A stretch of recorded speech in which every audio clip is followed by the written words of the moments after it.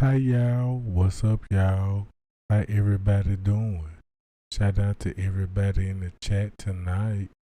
Man, Trey Gang just wanna go on and just spill this tea and show you how all this stuff is connected and these people was at a round table. At a round table, the Jews, the government, the feds, the police, all the way down to the hospitals and stuff. They got all your check records, your birth records. Can everybody wake up and just see what we finna learn tonight when it come to Chicago? How many of y'all is fans of the Jerry Springer, Ricky Lake? You know, I'm talking about the Maury Povich show. You know what I'm saying? The Joe Brown and the Judge Judy and the Judge Matthews. You know, all that old stuff. If you don't believe in propaganda is real, wait till you tuned into this live to your request. And I'm going to be monitoring the chat because I want to make this live video. I want to in tune with my people and see is we woke or we still sleeping zombie? Hi y'all. What's up, gang? How y'all doing tonight? Let me shoot a disclaimer. Fair Use Act. Education purpose use only. All rights, image, and music clip belong to this respective owner, and we do not claim ownership. With that being said, alright. Y'all want to know how when it comes to the Kenneka Jenkins case and when it comes to the Kenneka Jenkins case, we want to know why is family involvement? That's everybody's biggest question of all. Why is family member involvement? We don't understand why is family member involvement.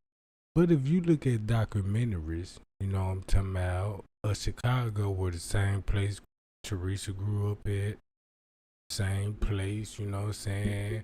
All the gang valid. And you know when you heard the Kenneka Jenkins case in the beginning, they were like, yeah, you know, Kenneka was into it and she set somebody up and stuff and she witnessed a murder and all these different narratives about her case, right? But come to find out, everybody know family involved. You know what I'm talking about? This what everybody know that family involved. Everybody know that Teresa involved, Eleanor involved. You know, and you got proof of this. You got proof of this. You just don't know how strong your proof is. For a prime example, right? If you go back to Chicago, you finna hear cases that you never heard before. So what I'm basically saying, do y'all want to watch a documentary with Trey Gang? Do y'all want to watch a documentary with Trey Gang based off the Cabrini Greens, the Alibi Wills, and let's just show you how gang was beefing with each other's in the same neighborhood, and while you got beef going on, you got sex too. Cause just imagine a gangster go over there, sneak to a female apartment, boom, boom, boom, pregnant, got a son, but she already got another daughter by him, and you know, everything finna just explode. Like, hi y'all. Man, let's get those lights up. Can we get to a quick 40 right quick? You know Trey got good for it. But then this finna show you family involvement. When it all come back to the footage of Kenneka Jenkins, T.Y. live video, Irene live video, right? Is it proof that Irene, T.Y., and everybody in those live video that we saw and on the footage is they family members? Thumb me up if you believe that. It's proof out there now. Thumb me up right now. Check this out. If you thumb me up right now and say, "Yep, Trey Gang, you ain't lying," go. You see, my mouse is on number 3 on the screen. Now y'all see the apartment complex. Do you notice it's built like Crown Plaza? Just take this same structure and put it in Rosemont. Then you'll see, like, wait a minute, Trey Gang, they ain't looked at it like this here now. I'm like, yeah, because you know when you go on different flows, it's all going to be connected. But, you know, people don't look into that type of stuff. You see what I'm saying? Do I need to go on my Google Maps again and show you number 3, which I see on my screen, which I see on the number 3 screen? Right? What do you see on the number 3? It says Chicago Cabrini Green, 1989. I just want to make that clear before I play some video and documentary. Because all this live documentary is finna show you that, hey, I didn't know it went that deep. Hold on. Matter of fact, right here. Y'all see this right here? Right there.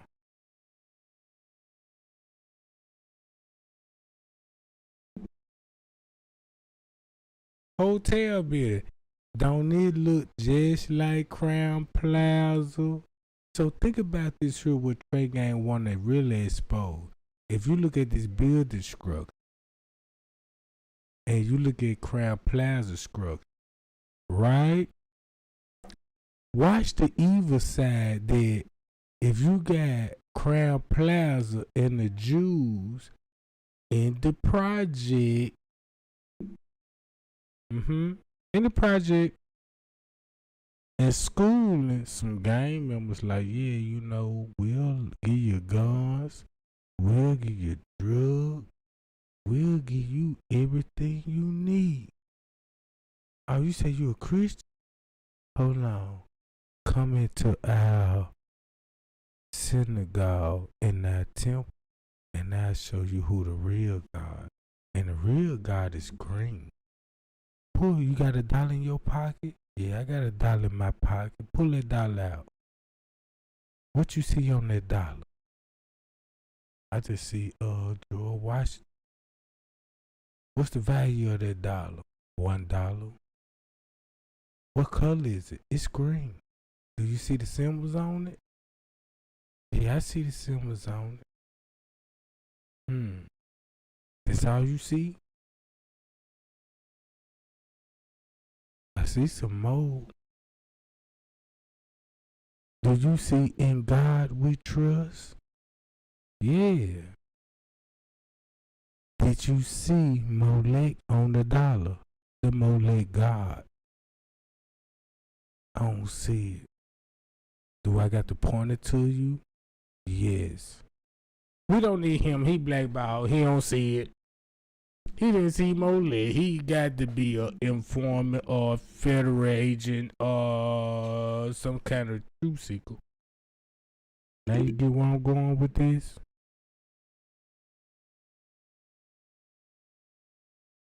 Watch this, y'all. The whole purpose of this live video is just to show you that if you living in a project, this Crown Plaza, imagine this was Crown Plaza. Think about the project. And you got the hood in Crown Plaza. Same model, same frame. And you get this. Check it out.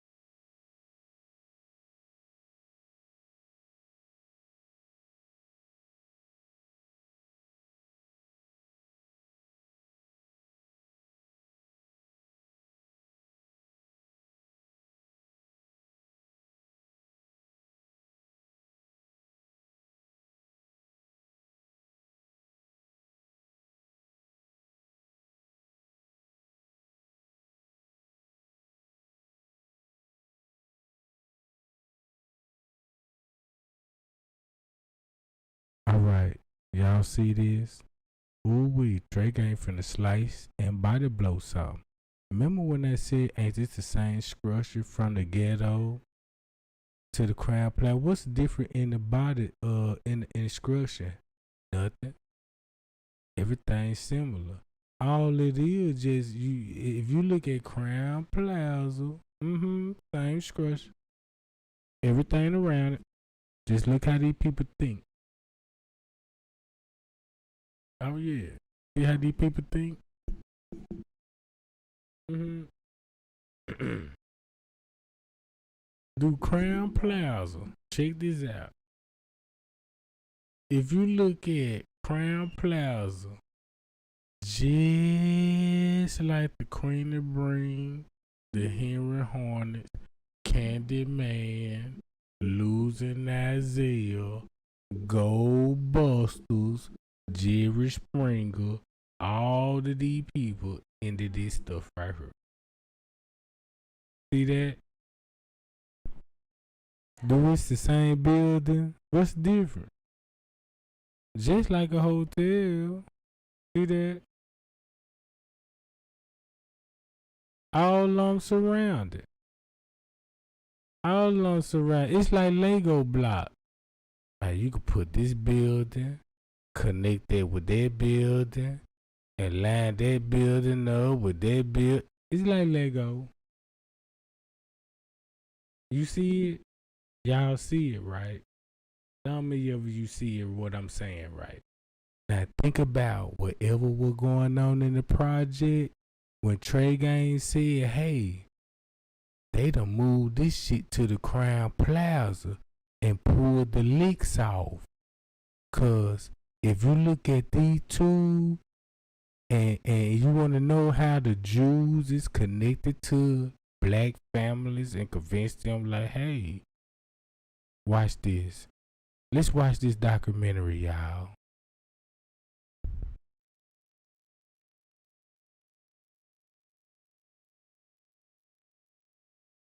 I'm Steve Croft. Picture a no man's land with broken windows, dark abandoned buildings, no law and order. And just imagine everything what he about to say is contained to Crown Plaza too, cause that's where we all seen the thugs, the gangsters. Keep this in mind, they want us to think like that, right? So let's think like that, right? Yeah, you got those gangsters in your Crown Plaza hotel. We see those ratchet Thunder Buddhist girl. Yeah, we saw them. Yeah, we saw how infested, you know what I'm saying, the hotels is, and let the underage people drinking, doing drugs in the Crown Plaza Hotel. But you two gonna say I'm wrong. They gonna copyright strike this stuff, cause they gonna like, you can't encourage nobody with shocking information or life events. And you know what I'm talking about, all this stuff, you know what I'm talking about. So look, if you put this side by side, this how you finna know it's nothing up on the new for the sun. Since they gave them money, I'll come to this project right here. And let's really get down. Watch this. There are carefully demarcated areas controlled by rival bands of armed militia fighting over the rubble. Nearly every night there's sniper fire. It sounds like Beirut, but in fact it's America, a creature of state, local, and federal government, the product of bad politics, failed policy, and official neglect. It exists unseen except by those who live there, a stone's throw away from some of the most valuable real estate in our nation's third largest city.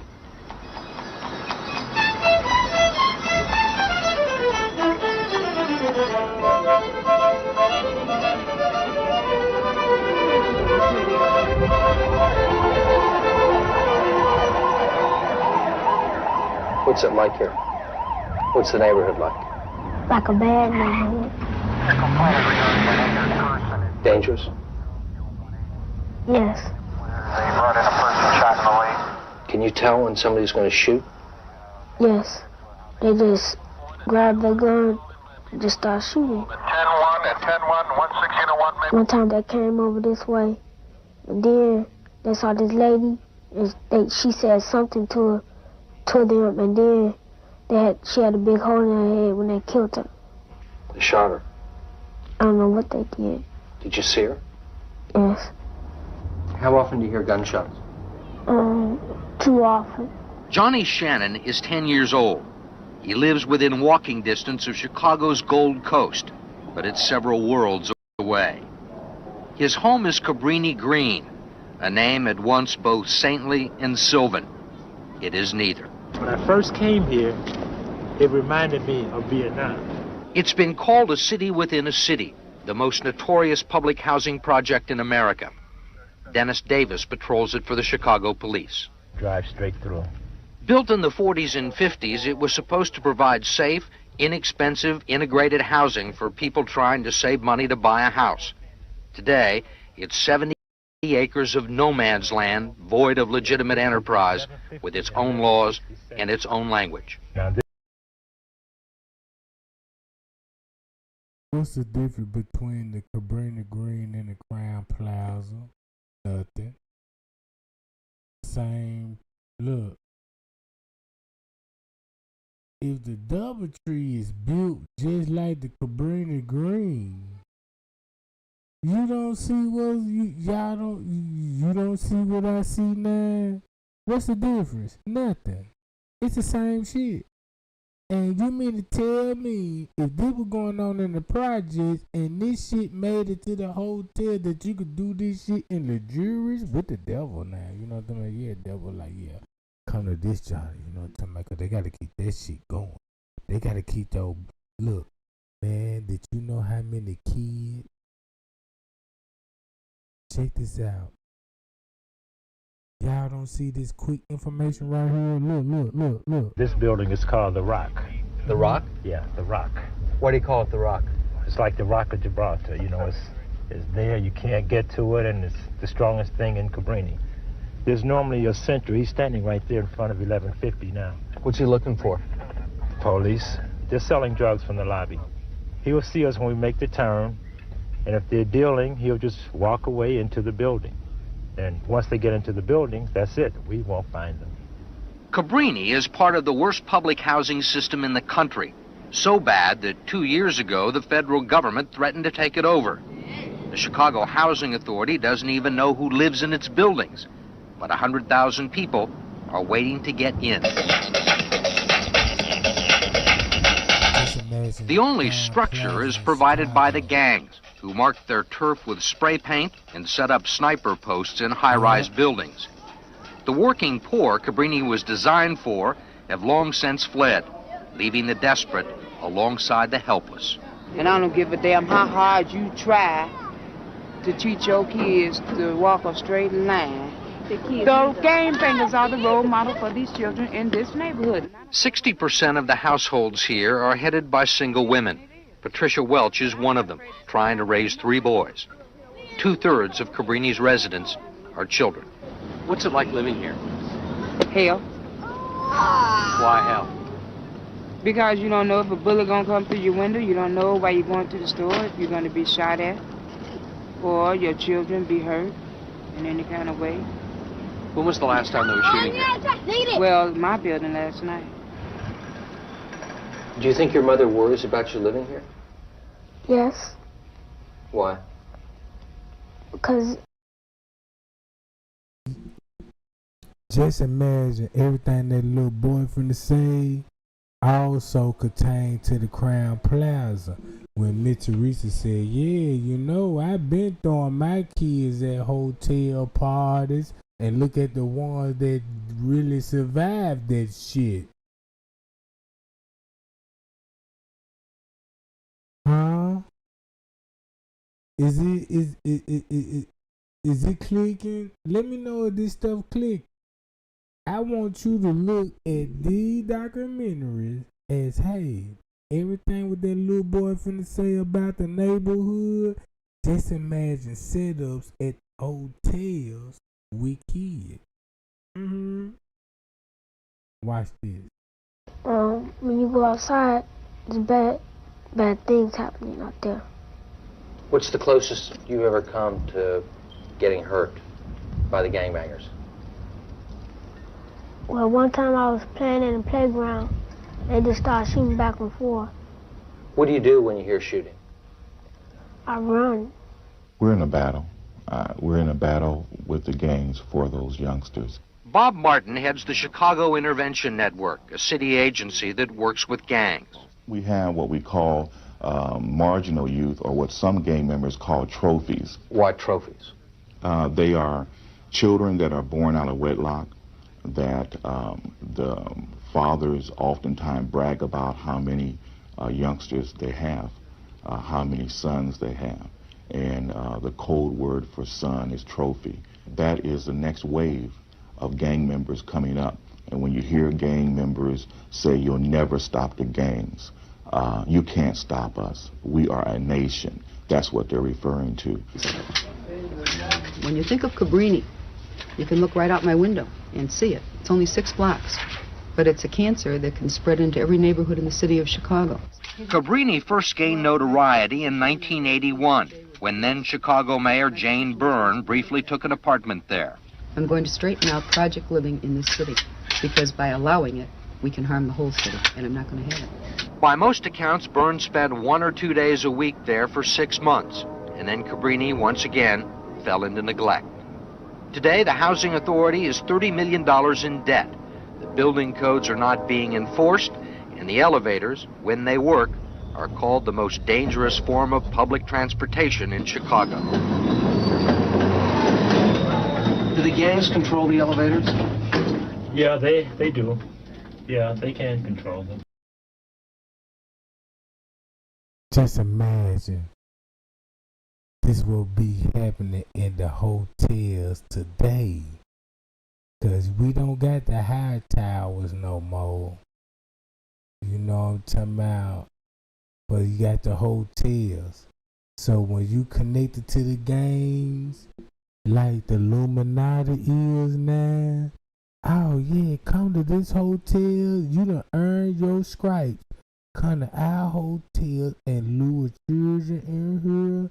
And matter of fact, you know what I'm saying? Hey, you know, we need some kidneys too, because, you know, we need to find out some stuff, you know. If you know what I'm saying, we got the record, so we need you to target these people and bring them here, because ain't nobody gonna speak nothing like H&H Homes and stuff. Y'all see what I'm saying? Y'all see that? Look, so I'm basically showing y'all, if you look at this, put this on top of this, and just imagine everything just imagine this whole documentary about the hotel. Not the hood. Not the hood, but the hotel. But hotel. Do this hit different. Let me know. Sign me up. Do this hit different. Sign me up. Do this hit different now, because this shit finna be a salt shaker right here.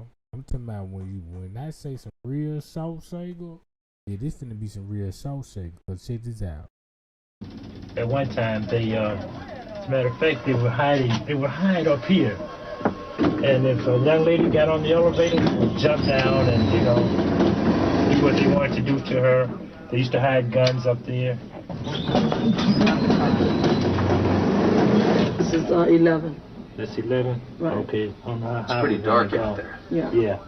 And see, that's another thing about these elevators, because you never know what's going to happen when the door opens. Just watch my back. Where'd he get shot? Well, he probably got shot somewhere around here. Last year, 200 people were shot or stabbed in Cabrini. 8 violent crimes for every 100 people. How long ago did he get shot? Oh, just a real short time ago. He was shot by some fellows across the way here as he crossed the field. Did you know this kid? Oh, yeah, for about 4 years. In 5 years, Brother Bill Tomes has seen 65 of his friends shot or stabbed.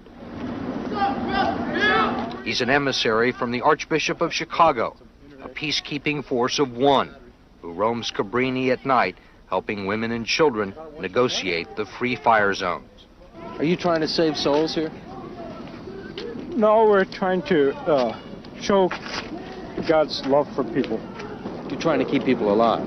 Oh, I think we're trying to keep people alive, yeah. Those are pretty low expectations. Oh, I don't know. Keep somebody alive. Brother Bill, y'all be cool, man. Y'all be careful. Most of the kids, for example, have been shot. Almost all of them have been shot. So what's different that you see if Rosemont got buildings like this and it's built the same way the projects is? Only difference it is they getting real money. The difference between these projects, boy, they killing over here. But over here they getting money and killing also. Yo.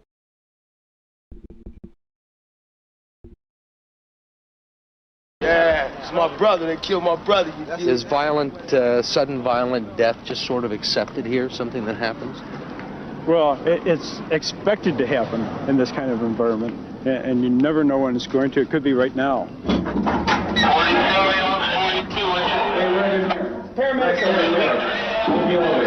In fact, it was 15 minutes later. Brother Bill and the paramedics were called to attend to a stabbing victim. But they failed to achieve their modest goal. Very serious. We gotta get out of the way. Stay out of the way. Stay out of the way. We gotta get out of here. Is my child alive? Wait, Billy, wait. Come on. I'll tell you now. I want to know. My God. And then when you look at this documentary again, this is her child. So do this look like a ritual for the camera again? Look at this. Check this out. Watch this. Brother, minutes later. Watch the propaganda, right? Just watch this. Please look at this, right? Do this look like a ritual in your face? Watch this. In fact, it was 15 minutes later. Brother Bill and the paramedics were called to attend to a stabbing victim. But they failed to achieve their modest goal. Watch this. We gotta get out of the way. Stay out of the way. Stay out of the way. We gotta get out of here. Is my child alive? Wait, Billy, wait. Come on. I'll tell you now. Keep this in mind. I want to know. Now look. Watch the propaganda. Y'all want to see that? This is what Kaniga Jinga case taught me. Never believe the It's free fire zone. Are you trying to save souls here? Why this? No, we're trying to show God's love for people. You're trying to keep people alive. Oh, I think we're trying to keep people alive, yeah. Those are pretty low expectations. Oh, I don't know. Keep somebody alive. Brother Bill, y'all be cool, man. Y'all be careful. Most of the kids, for example, have been shot. Almost all of them have been shot. Yeah, it's my brother. They killed my brother. Is sudden violent death just sort of accepted here, something that happens? Well, it's expected to happen in this kind of environment, and you never know when it's going to. It could be right now.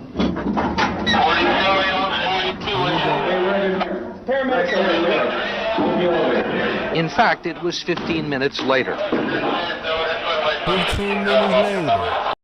If he was stabbed, you ain't got no blood wound. No blood wound.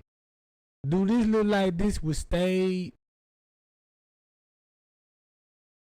Do this look like this is staged? Now, if you been stabbed, now everybody know now since we got video camera that we can actually see murders on video, last people death, you know what I'm talking about now since, you know, social media. Look what this look like.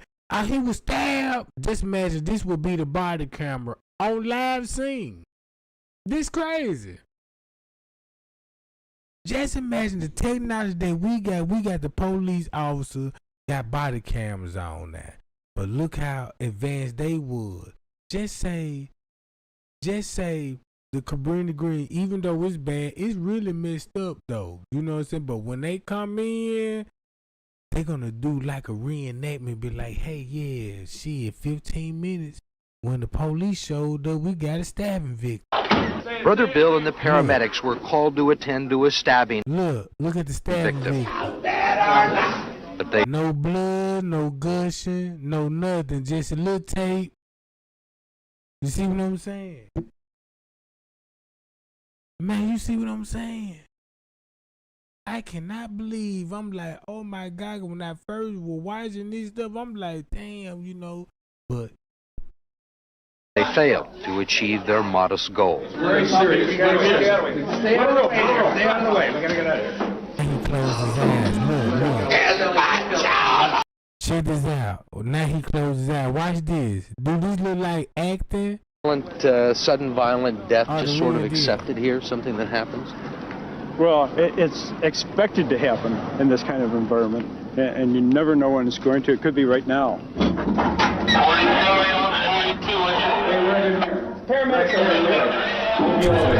In fact, it was 15 minutes later. Brother Bill and the paramedics were called to attend to a stabbing victim. But they failed to achieve their modest goal. Very serious. We gotta get out of the way. Stay on the rope. Stay on the way. We gotta get out of here.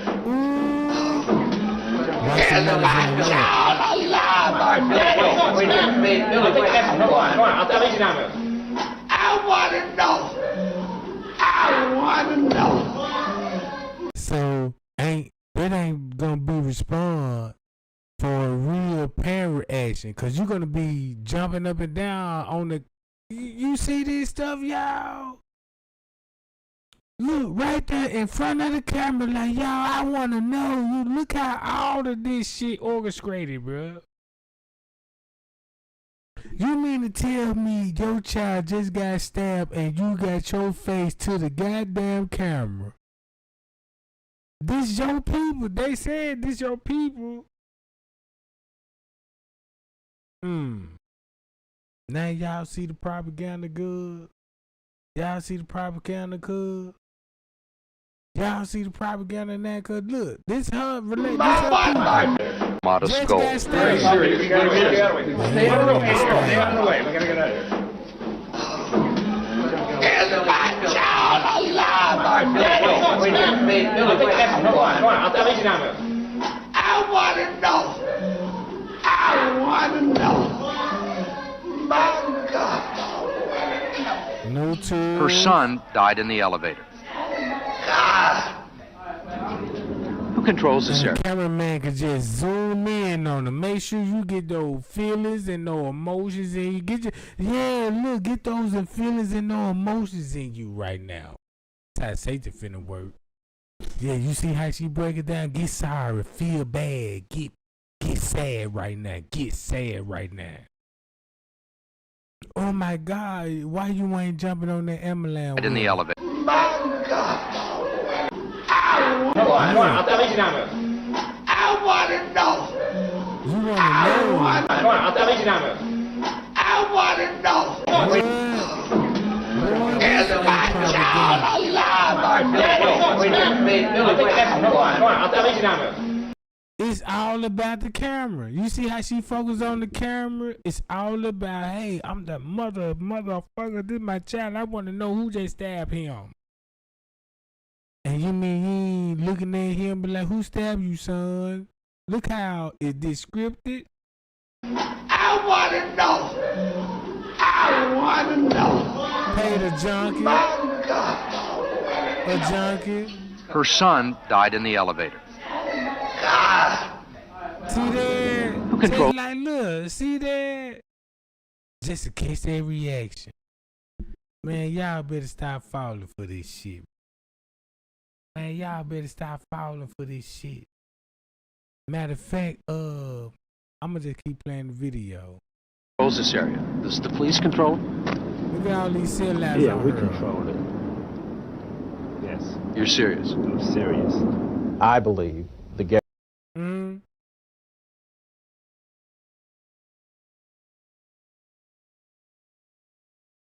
gangs are in control of Cabrini.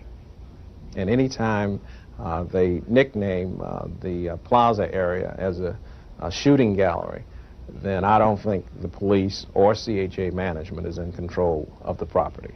That assessment comes not from some alderman or candidate running for local office, but from the latest director of the Chicago Housing Authority, Vincent Lane. We've talked to residents at different housing projects in Chicago who describe the buildings they live in or the projects that they live in as the graveyard, the DMZ, death row, Beirut. That's right. Just like Accurate descriptions. Accurate descriptions. Notice, like, when you get a sellout, they're going to look like Andrew Holmes. Guess who Andrew... Look, you see this is resembling. With the one exception today, and that's at a building, 2417 West Adams. When I got in here, I was so thrilled about the apartment. 2 bathrooms, 4 big bedrooms, roomy. I could fix it up like a home, you know. When Evelyn Walker first moved to 2417 West Adams, she thought she'd died and gone to heaven. But that was before she found out it was called the graveyard, and with good reason. And I mean, a lot of bullets come in. I'm not talking about 1 or 2 bullets. Into the apartment. It was attacked from every angle. One day it might be the back. Next day it might be the front. Sometimes it'd be from back and front. What did you do to try and protect yourself? Well, we stopped eating at the dining room table, for one thing. We got a big closet in the back. We stayed in that closet basically when shooting would occur. My children were actually trained like maybe men would be in the service to take cover, hit the floor. She got a little fur coat on. Look.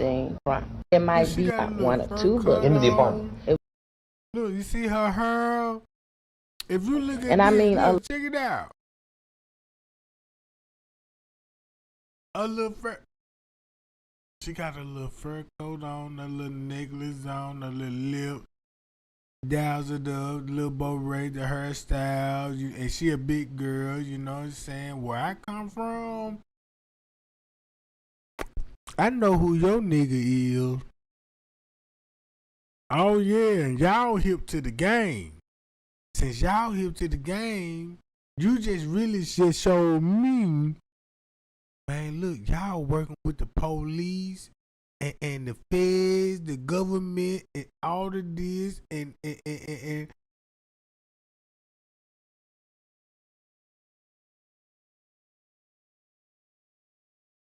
look, that's what I'm saying.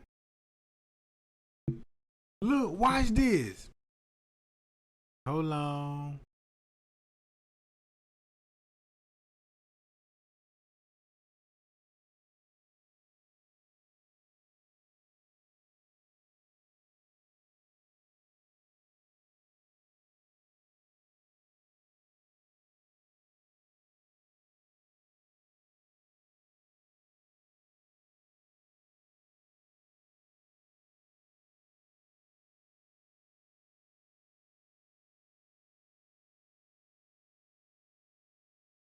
It wasn't their concern, the hotel, you know, Crown Plaza. Now, if you put and that manager story at the time. Look. That's a police matter. Shit, that's what I was a police matter. And the police probably say a person has to be missing for 48 hours in order for you to file an official report. 24. 24 hours. Okay. Yes. Okay. You know, it's more than 2 hours. Yes. Okay. So when do they finally go look through the tape? Hold on. Hold on. It's like this here. If you look at her lifestyle in the Cabrini Green, and this what nobody don't know. When you see this documentary, Miss Teresa was connected to they grew up with each Miss Teresa would be how old? If you did investigation, how old Miss Teresa would be staying in the public housing authority with her mama? Y'all remember her mama?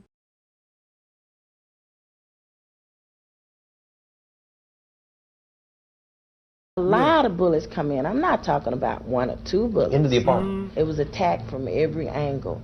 One day it might be the back. Next day it might be the front. Sometimes it be from back and front. What did you do to try and protect yourself? Well, we stopped eating at the dining room table for one thing. We got a big closet in the back. We stayed in that closet basically when shooting would occur.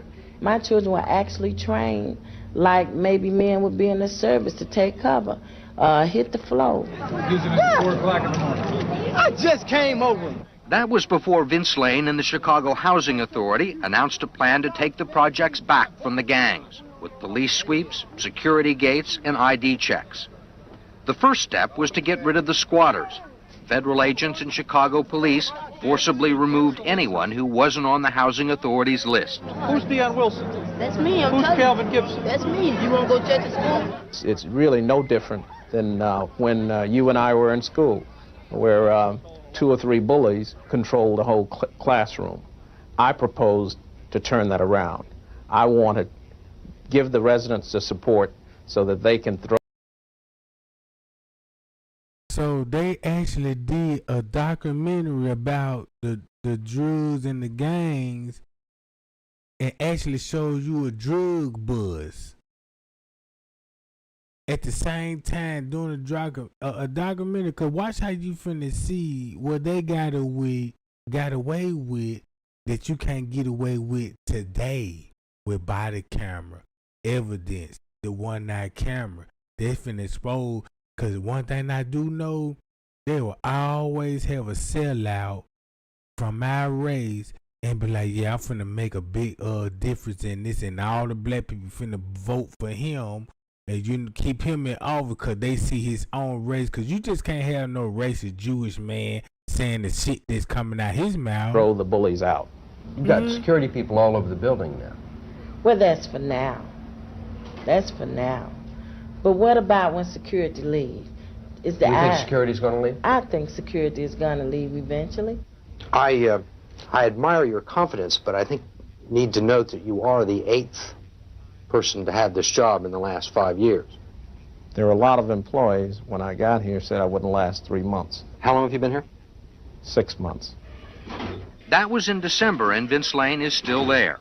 But there are some, including the Urban League and the Mayor's Advisory Council, who believe the solution to high-rise ghettos like Cabrini Green may be to level them. The only hope for kids like Johnny Shannon, escape. What are you going to do if the gangbangers come up to you and say, we want you to join? And watch this. Check this out.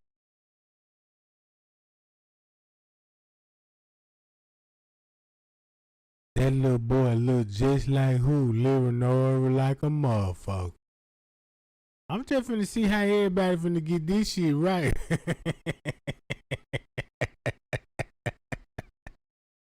Man, Trey ain't so cold, bro. And I was like, man, I'm so glad that the people in Chicago reached out to me, because I was like, I didn't even know. If you look at every documentary about the GD, the Vice Lords, and Chicago gangs,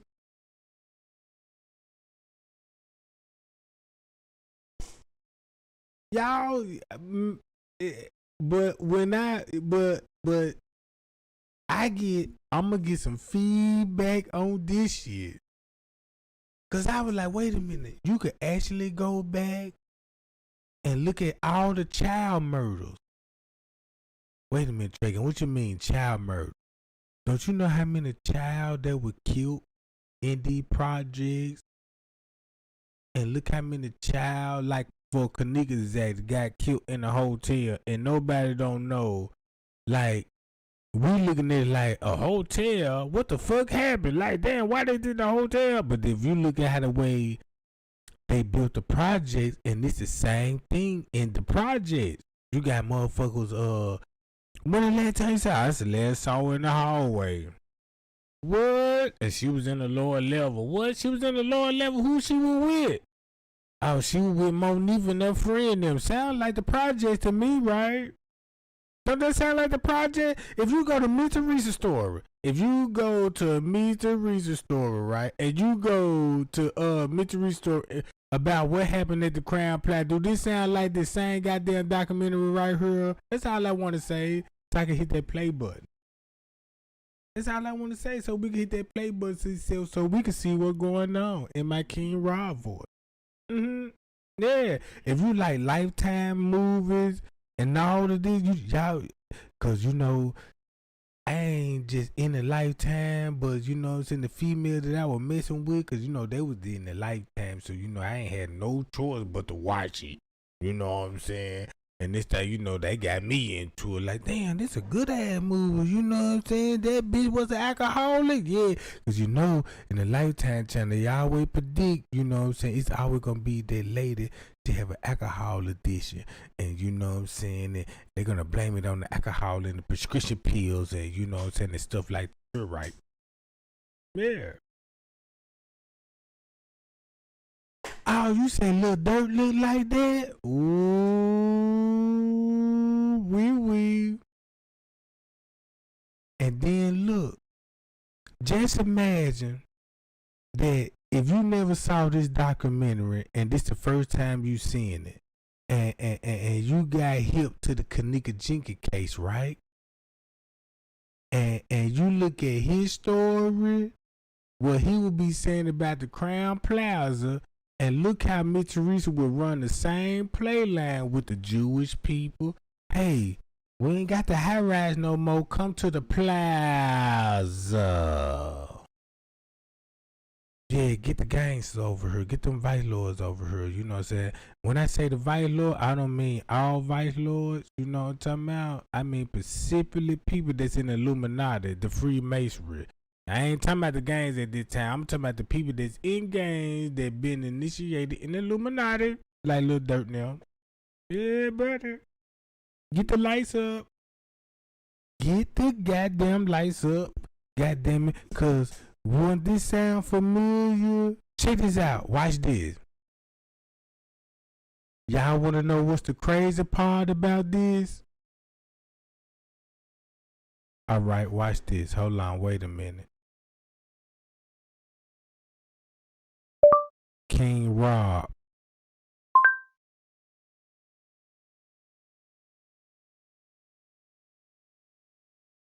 Man, them folk better stop playing with me. Once you get the family tree, you'll know what's going on with the case. That's all I want to know. If you did the research that I did, you'll be like, damn, Trey Gang, that shit you saying is true. Look, I can show y'all some shit so mind-blowing. Think about the last name. Think about the Davidson. No, when it comes to the Kenneka Jenkins case, you should know about the Davidson. Think about the Brown. Yeah, when you think about the David, think about the Brown, the Martin, the Johnsons. You know what I'm talking about? All of them. All of them. Why did?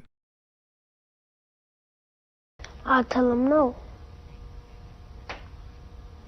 What if they insist? I'll still tell them no. I won't join. Would you like to live somewhere else? Yes. Where would you like to live? In Beverly Hills. In Beverly Hills. Why in Beverly Hills? Because it's not like no violence. There are. That's why they able to get their interviews. Think about this. If you look at the gang beef, he would have been dead off the top just because you on the camera and you sneak. But if you look at it this way, oh yeah, they know who their family was. So it's like, yeah, look, we're gonna get y'all the clout. You know what I'm saying? Boom, this who will be winning the war. Ooh, this who will be winning the war when it comes to the gangs and get their family member like, yeah, tell us about the gangs. Kids that are savable in the Cabrini that's why he can walk on that who want to get out of the like, gangs, but they say, what do I do? Where do I go? You got to have a dream to turn your life around. Look at his neighborhood. If you look at his neighborhood, what's the difference between Crown Plaza?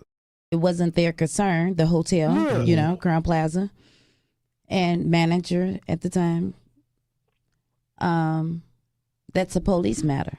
Just think about Mr. Reese stayed at the Crown Plaza Hotel, like the Cabrini Green, the Alibi Wells, the Rockwell, the Taylor Homes, you know what I'm saying? All this, do this sound familiar? Oh, it's a police matter. And the police probably say a person has to be missing for 48 hours in order for you to file an official report. 24. 24 hours. Okay. Yes. Okay. You know, it's more than 2 hours. Yes. Okay. So when do they finally go look through the tapes to realize, okay, she really was at this hotel? So I guess I'm trying to figure out, how did they discover her in the freezer? Okay, when my daughter went up there.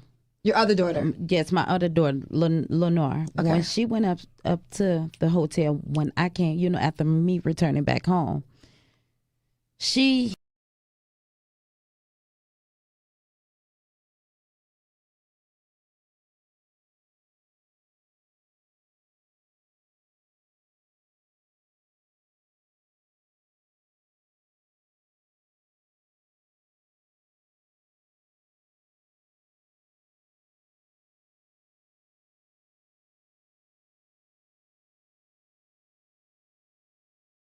What's the difference?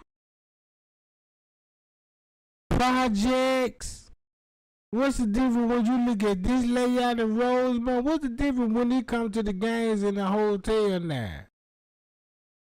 Shoot for something. How you gonna dream if you haven't seen anything? Just had a gang fight between members of the 500 West Oak Building and the 11 and 17 Upper Main.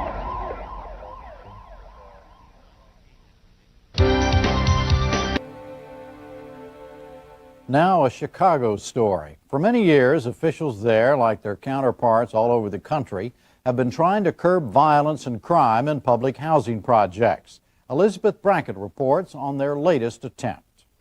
Senque Selvi has a short walk to school every morning.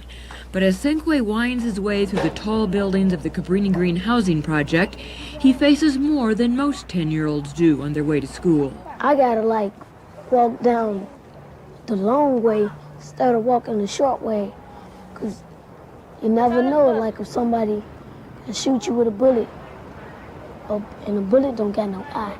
I know this boy who got shot, who went to Jenner, 2 more boys, I think, Anthony Felton and Roosevelt. I don't know his last name, but Laquita Ellis got shot too. It's like you gotta be careful to walk to school in Cabrini Green. Last fall, Senque lost another classmate to a sniper's bullet. 7-year-old Dontrell Davis was shot in the head as he walked hand in hand with his mother across the parking lot from his building to Jenner School. Senque's mother and other mothers at Cabrini now shudder when they send their children off to school. Yeah, I pray every morning, before they get ready to go to school, that we get on our knees and we pray. Dontrell was the 3rd Jenner grade school student killed by gunfire this year. His death quickly became a symbol of the escalating urban violence that cities seem to be unable to control. Chicago Mayor Richard Daley. What we see is, unfortunately, the wanton violence, the whole total disregard of human life. And guess who was going? Check this out. Guess who ran against Richard Daley back in that day? Watch this.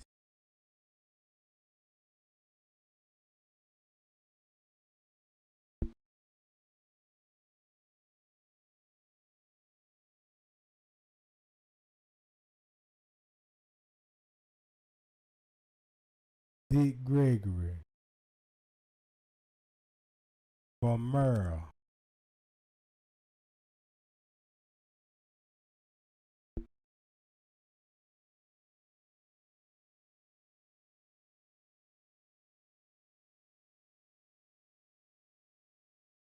When Dick Gregory said he ran for Merle, he ran against Richard Daley for Chicago. And look what year they will be. If you go back to my last live video when I was trying to explain when he exposed Donald Trump, he exposed the election and the technology these people had already. Look, Hold on, y'all. I froze up a little bit. Life by All right. gang and drug dealers. Hold on, let me And go. it's almost to be declaring a war. That's where we are, really. They're declaring a war against the gang dealers and drug dealers and gang bangers in our city and our nation. We have to. We have a war here. And we have to go after them the same way they go after innocent people. Leave it alone. Because I'm freezing it up. So y'all can go look that up on y'all own. And this was around about the same time. If you got Dick Gregory was running for president, and then he was running for the mayor against these people, the Jewish people, running the neighborhood, I see why they was like, yeah, we got to get these people out of here because they know the truth. They just can't tell us, like, the plan, like, what these people got for us. You know what I'm talking about? Hold on.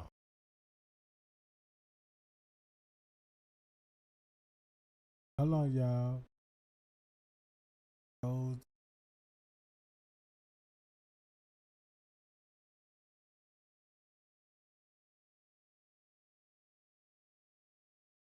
I ain't had no froze up again. Hold on, y'all. Give me 1 sec. I ain't go touch it. Just go watch the documentary.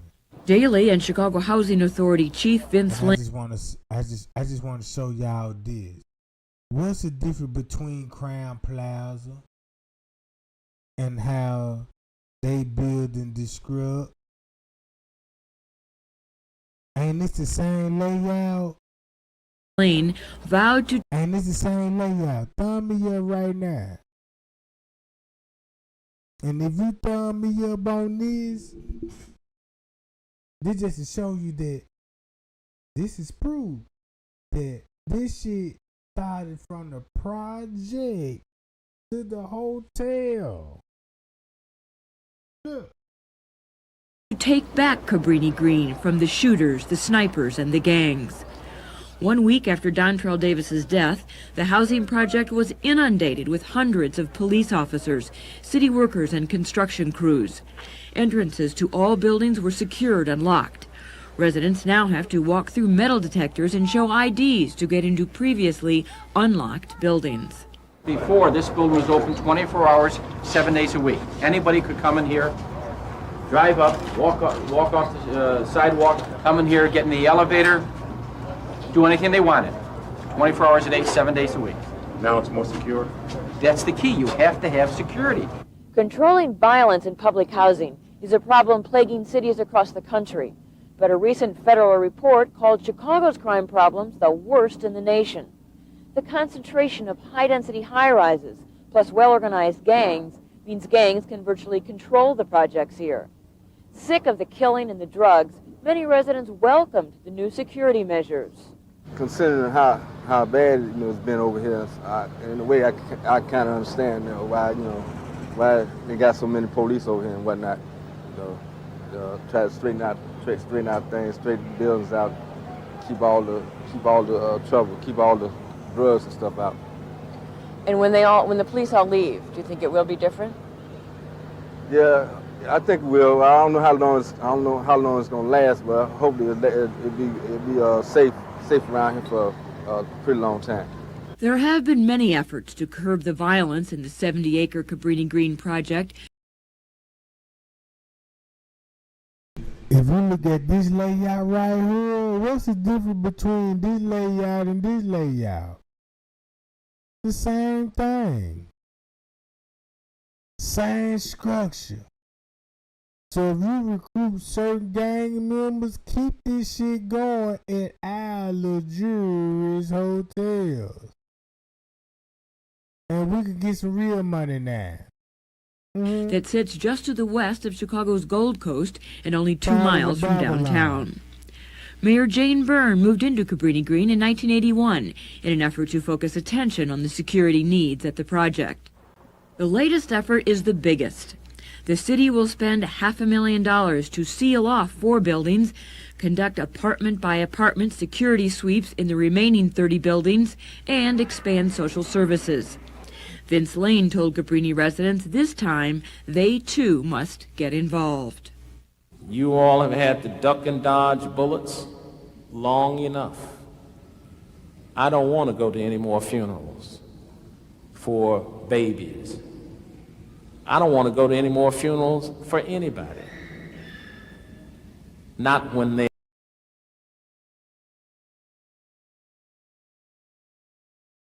Let's go to this documentary. And I'm going to go back to that documentary. Hey everybody, Walton Goggins here. Starting a business is never easy, but with GoDaddy Aero, that endeavor is about to become... Believe it. Start from the beginning. Hey everybody, Walton Goggins here. Now look what they're going to say about these same projects. Starting a business is never easy, but with GoDaddy Aero, that endeavor... Keith Johnson asked Eric to help them. Let's start from the Still beginning. contains descriptions of violence which may be too intense for some viewers. Viewer discretion is advised. In a press conference on October 17, 1994, Keep this in mind, you know when Bill Clinton, this the crazy shit about it.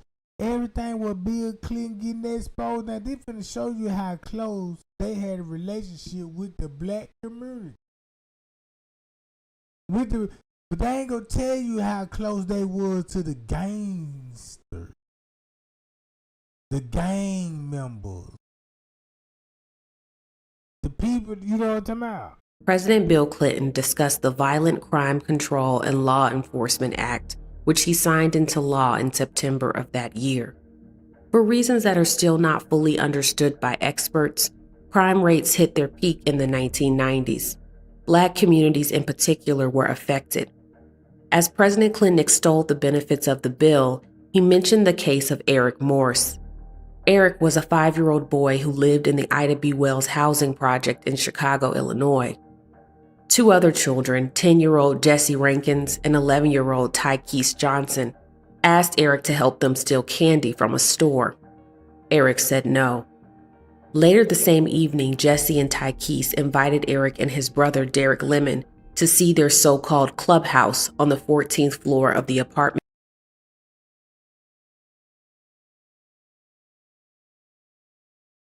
Dude, this sound like some spooky hotel crime plaza shit. Like we left Kanika in the hallway and somebody lured her to the lower level basement.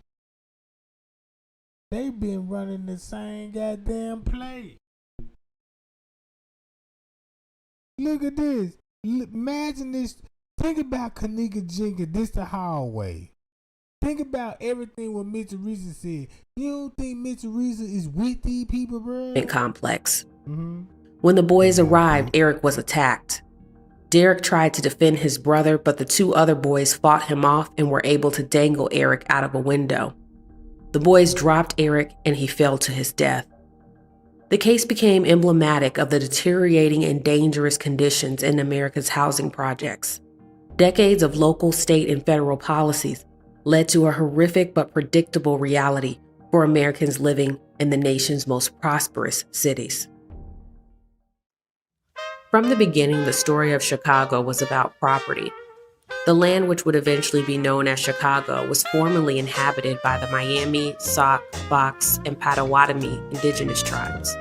Illinois became a state in 1818, and non-native people flocked to the area in search of profits from rich mineral deposits.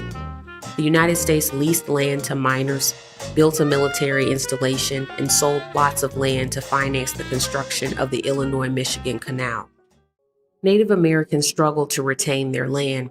In 1832, a Sauk warrior named Black Hawk led a force of 1,000 men, women, and children in war in an attempt to reclaim land in Illinois.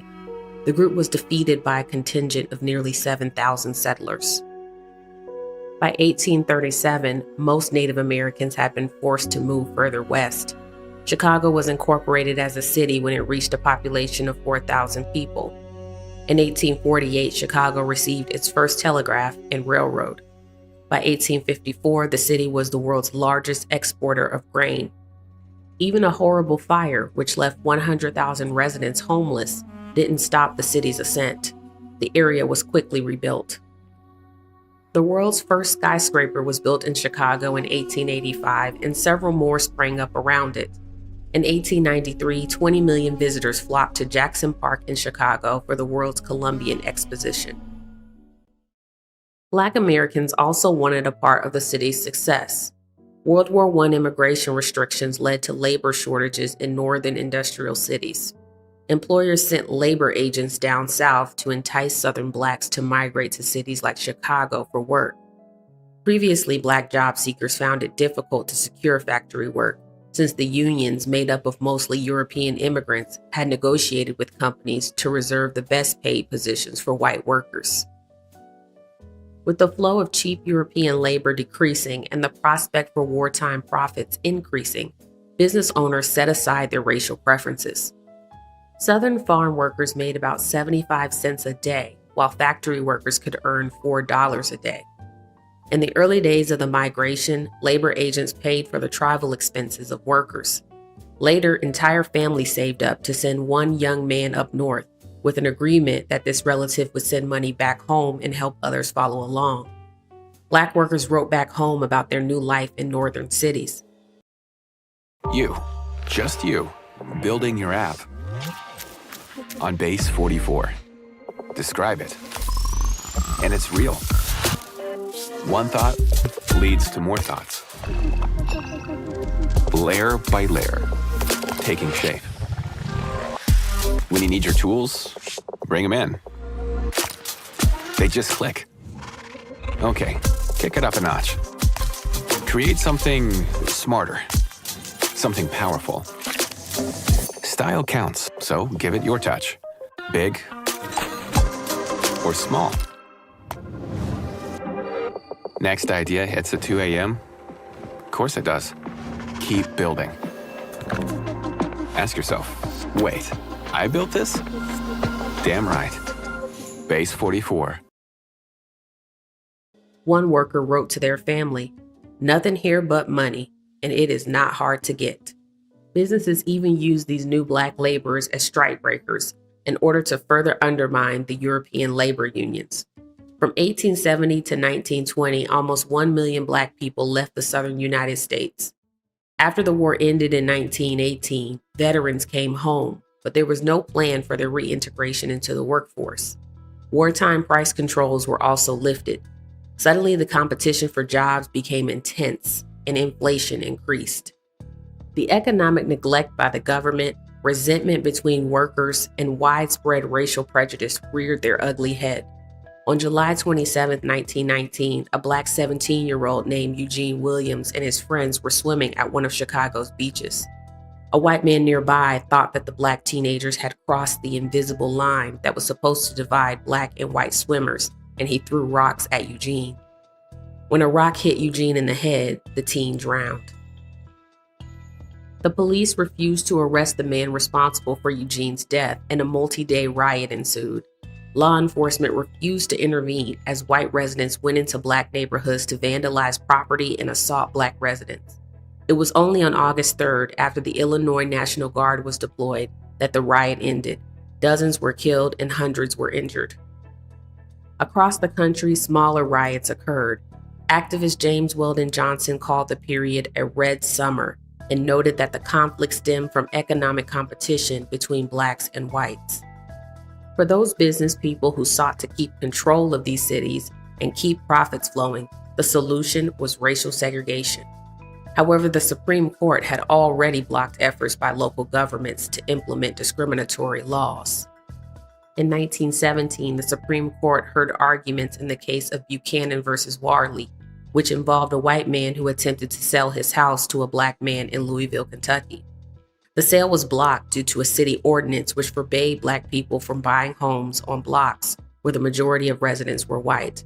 The Supreme Court ruled against the ordinance, stating that the Civil Rights Act of 1866 and the 14th Amendment assured to the colored race the enjoyment of all the civil rights enjoyed by white persons.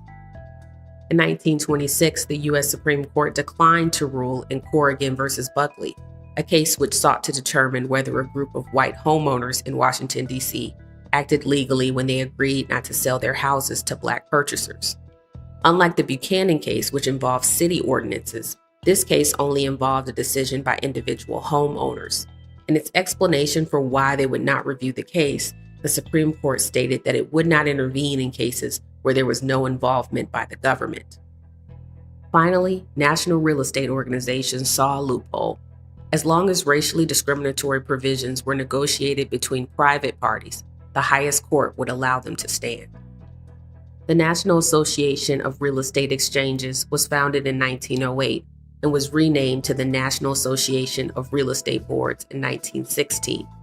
The organization borrowed a tactic developed by Nathan William McChesney of the Chicago Plan Commission. McChesney created the first so-called racial covenants, which would be included in property deeds. These covenants specified that persons of African blood or persons not of the Caucasian race would not be able to purchase, inherit, or be given possession of particular properties. The National Association of Real Estate Boards spread these covenants around the city of Chicago, effectively deciding which neighborhoods would be off limits to Black residents. The northern job boom came to a screeching halt with the onset of the Great Depression.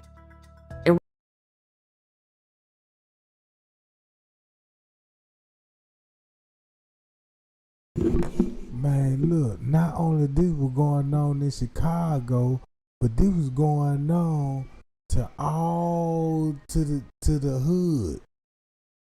This was going all to the hood, not only in Chicago, Louisiana, man, Atlanta, Missouri, all the public houses. It was going on. They said like round about this time, this was the same time this was going on in every city. So that means look how the people, look how the Jewish, the mob and the white, and came to the round table, was like, look, boom, we can shape the world. Cause it finna come to Freemasonry. This where the Freemasonry finna come in there. Cause I didn't know this here. That if you go back and do some thorough research, you will find out, be like, hey, over here in this certain state, they tried to take over the Black community, and look how many Freemasonry lives they got lost for trying to come in the Black community. And the Indians. So what they did was, it was a riot was thrown. It was about a boy got on the elevator, and a white woman screamed. He touched her, and they started the riot. This what started it off. It's called the elevator. I forgot. I don't know the exact title of it, but it's called the elevator something. So what they did, they took the little black boy to jail, and they were talking about lynching him. And the Black community came in and burnt down the whole goddamn town, and on some real gangster shit, right? Now I didn't even know nothing about this story. They should have taught this in the history book, and I would have never known about this story if it wasn't about Kenneka Jenkins. Cause Kenneka Jenkins' case really showed me this about history. I'm trying to solve a murder case, and this showing me history like this. This why Miss Teresa can't get along with family. This is the whole purpose of this live video. This is why she can't get along with family, and this is why they set their own family member up. When I say family, look at the setup like this here. You got Miss Teresa's side. All right, and you got, just say, the Davidson side. Now, they both family. On the Davidson side, they beefing with the family. Not all the Davidson family is beefing with the Martin family. Not all of them. Just a few. So guess what? That's how you will get a family set up. Just say you go to a picnic and you can have a cuz and be like, yeah, cuz, you know what I'm saying, man, we need to get together and hang out sometime. And this time, you know, you agree to it and hang out with your cousin on the other side of the family. And this time, you know, it's a setup you did. And this time, you know, same people that set you up is on the camera with balloons and shit, talking about some, you see what I'm saying? It's the same playbook. Response new agencies and social safety net programs referred to as the New Deal were created to jumpstart the economy and ease unemployment.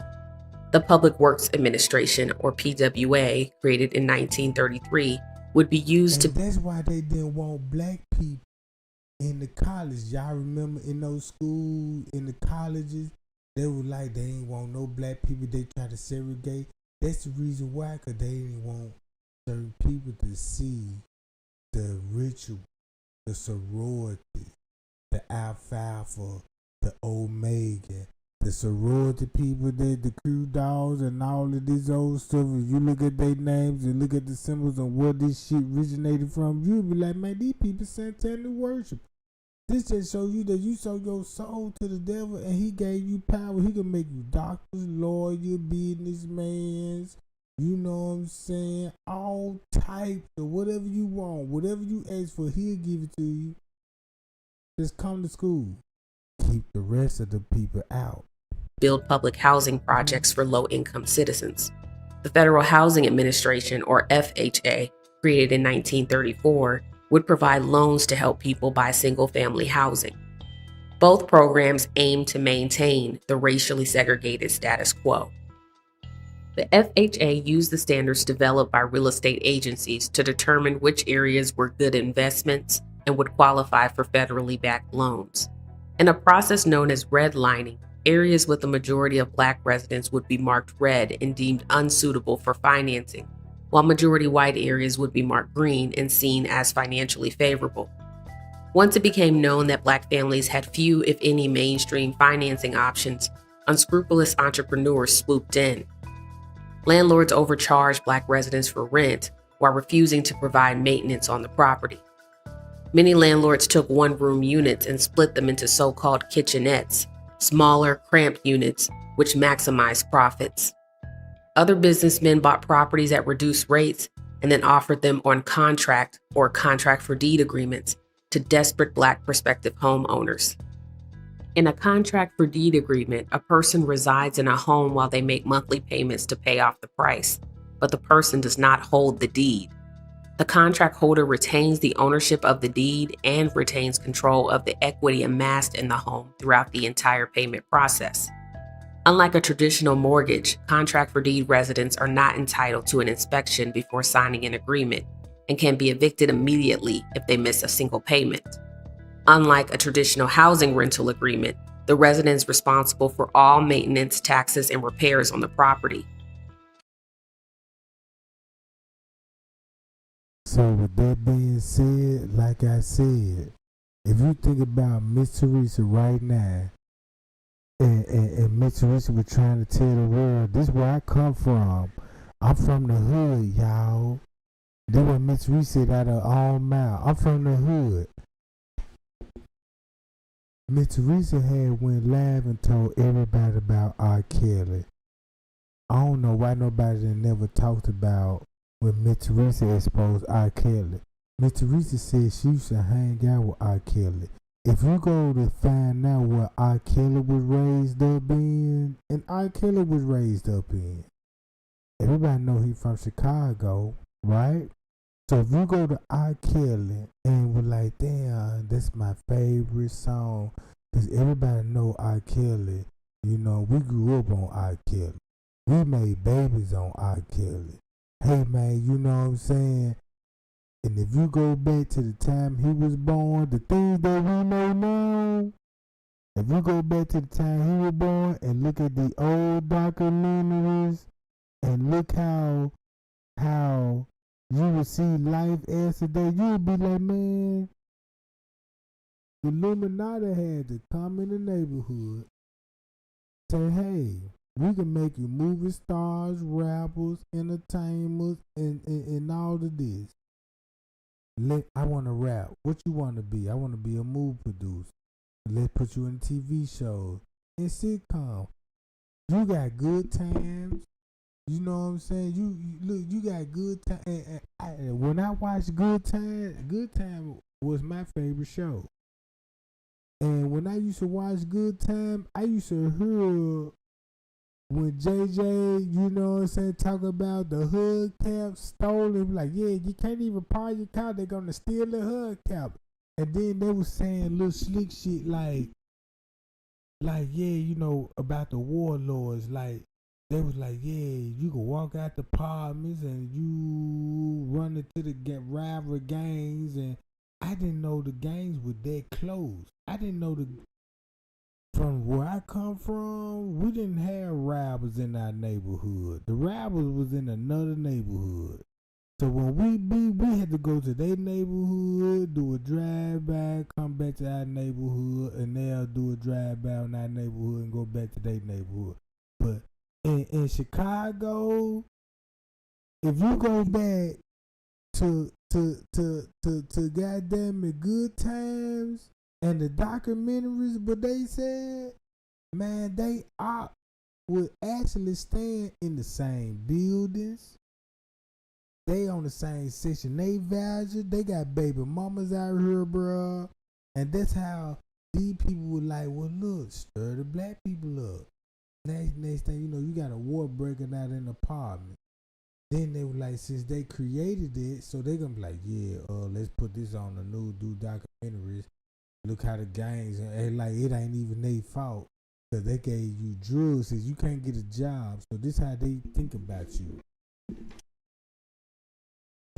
Since we're gonna make it harder for them to get their jobs, we're gonna make them be dropout out of high school, out of middle school, and we're gonna make them not interested in school no more. They want to live. If they want some money, they want to quick, fast, in a hurry.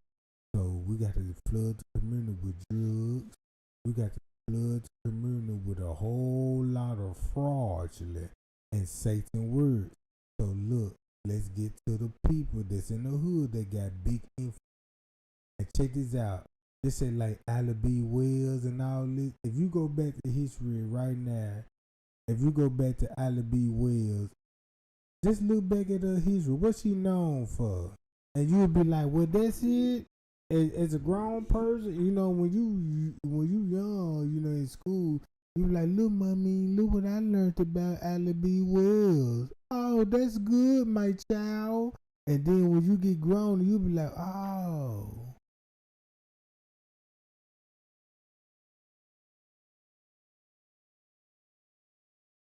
They really got us thinking like this here. Who invented the hot comb? And this time, you know, they teaching this shit in school like this my hero. Of a hot comb that told you how to scrape your hair like Pocahontas. Who taught you that? People here. And then when you do your research, you'll be like, I don't know, wonder why they want your, you know.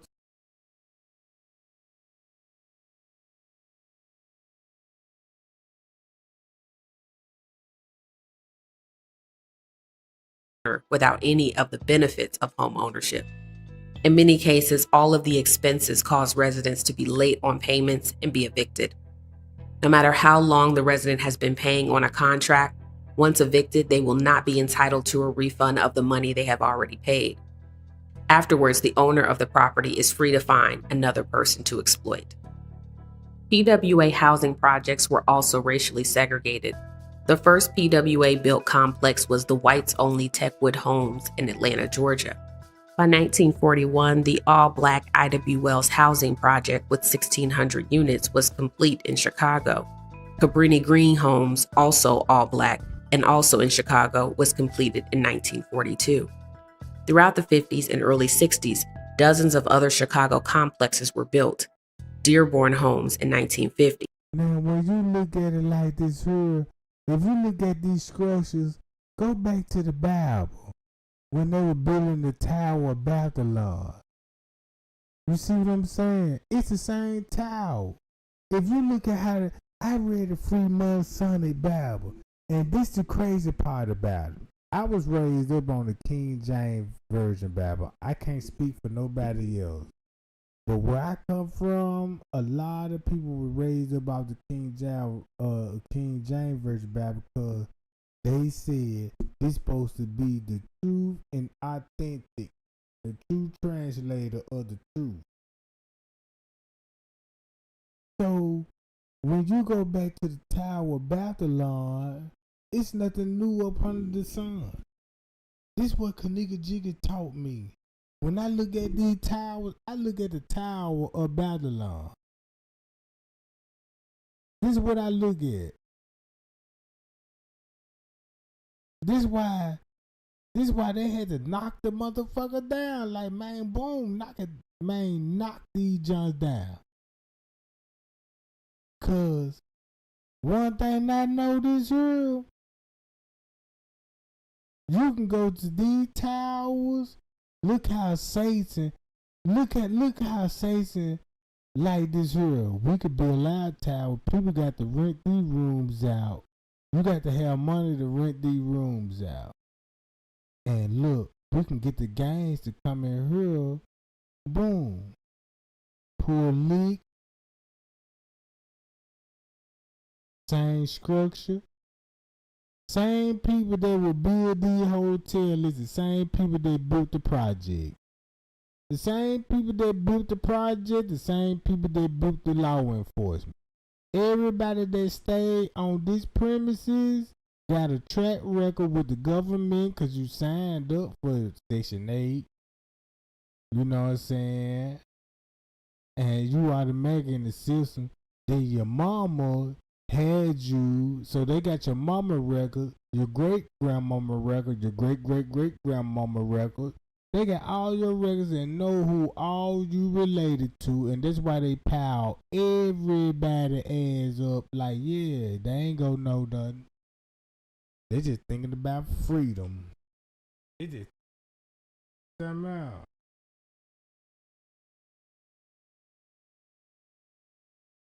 Man, if this was going on in Chicago, this was going on, and you can look at every documentary. Go to Louisiana when they first built their project. Go to Mississippi. Did they got some projects out there? Go to Florida. Go anything that's got public housing authority on it. Go look when they were built. If you find out if this at this time frame, at the very time frame, and you can go to another state and be like, damn, this was going on in this state. But let me, Trey Gang, I'm from over here, and I remember this because, you know, my mama, I got memories in these projects, yeah. If they were going on around about the same time, that means they just finna show you how these people really control the world. They really control the world, because if all these were going on at the same time, then they control the school system, the jobs, they control all of these. It's over with. Lucifer run the world. Stateway Gardens in 1958, Henry Horner Homes in 1957. All of the projects were completed quickly and with cheap materials, but nevertheless, they became comfortable homes for many low-income residents. The FHA assisted low and middle-income white families in buying homes and leaving the whites-only housing projects. However, Black families continued to have few housing options. Black housing projects became overcrowded with long waiting lists, even as vacancies in whites-only complexes increased. And I know the atmosphere that I am living in. There's so many people in the high-rise, and there are 10 families to a floor. There are 154 to 56 families to one building. To each family, there are from 2 to 10 children. You go out to get groceries, you come up on the elevator, you have to wait 10, 15, 20 minutes before you can get it. With this many people around, in the mornings you wake up, there's children up and down the gallery with the noise, knocking on your door, a couple of neighbors arguing on the gallery. At night when you go to bed, it's the same thing. You feel that there's too many families involved, too many faces that you see. You can't go in or out of the building unless you're looking into many faces. You can't go to the chute to empty your garbage unless there's a million faces in front of you. I'm really trying to improve my flexibility this year, so I asked ChatGPT to help me come up with a few. And I wonder, who are my children playing with? Who are their friends? I wonder if I can raise my boys and girls here, and they can turn out to be the type of children and young men and ladies that I have always dreamed and hoped and prayed for them to be. You can't hang your pictures like you want to. The walls are rough. You still can't paint them what you want to paint them. Someone would think that living in a high-rise building with this many family that is involved, that you wouldn't be lonely. But I feel living in a high-rise building like this, that you are very much lonely. It makes me feel as if this is not my home. This is only a place where I sleep and pay my rent. It's just like you're closed in a corner with no way out, nowhere to go. In 1930, there were approximately 230,000 Black people in Chicago, which represented 7% of Chicago's population. By 1960, the Black population had reached 810,000 and was 23% of the population. Dr. Martin Luther King Jr. visited Chicago in 1966, sparking what became known as the Chicago Freedom Movement. As he led a march in Marquette Park, his group was attacked with bricks. He commented on the incident by saying, "I have been in the civil rights movement for many years all through the South, but I have never seen, not even in Alabama or Louisiana, mobs as hostile and hateful as this crowd." The Black housing projects deteriorated. Broken lights went unfixed, trash was left on the ground, no money was set aside for repairs. Gangs formed and took control of the apartments in order to profit from illicit trade. The residents of the projects fought back. In August of 1966, 6 residents filed a class action lawsuit on behalf of all residents and those on housing waiting lists. The suit alleged that the Chicago Housing Authority intentionally segregated Black residents by only building new public housing projects near existing all-Black developments. This segregation, they said, limited residents' access to public services like schools, which violated the 14th Amendment. The case would stay in the courts for almost 60 years. The National Association of Real Estate Boards changed its name to the National Association of Realtors.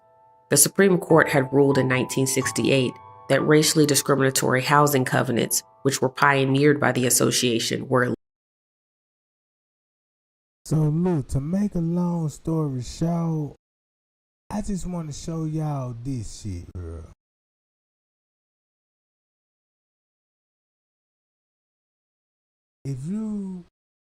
If I'm showing y'all this shit about Miss Teresa, where Miss Teresa is, I need to go to my history.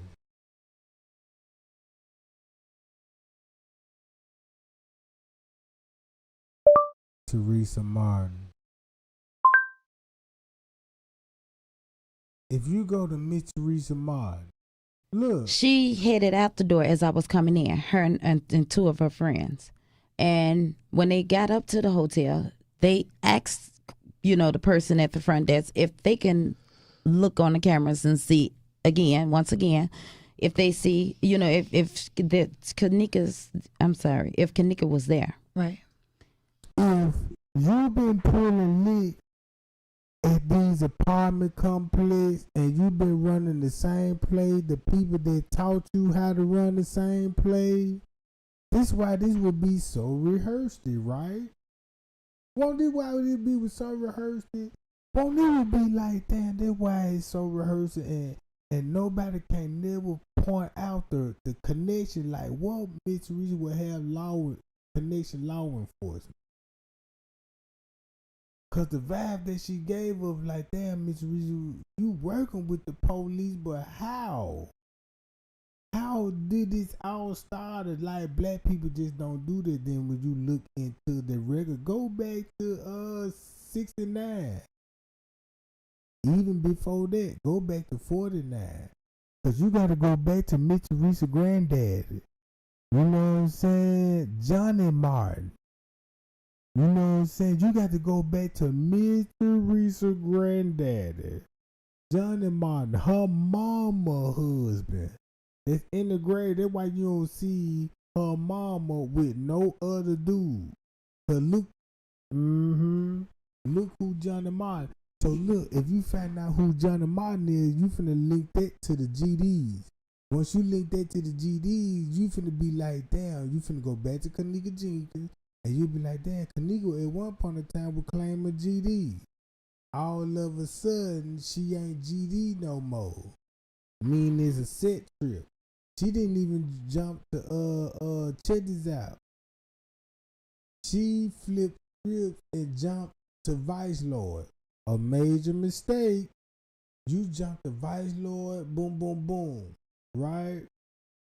So guess what? Even though they did not contribute to her death, you know what I'm talking about her flipping set, we just know they want organs. They got your health record. If Trey ain't telling you this here, like, hey, the same doctors that delivered Miss Teresa, her mama, from generation at the hospital, they got a birth record. They delivered you. Then they said, yeah, sign here for your birth certificate. Now you start to rate a birthright. Like in the Bible said about the birthright with Esau and all this stuff. Look at that story real similar, and this gonna make sense. Then they put you in the project. Now they really got you in the system. They birth you. I mean, they ain't birth you. I mean, they deliver you when you came in this world.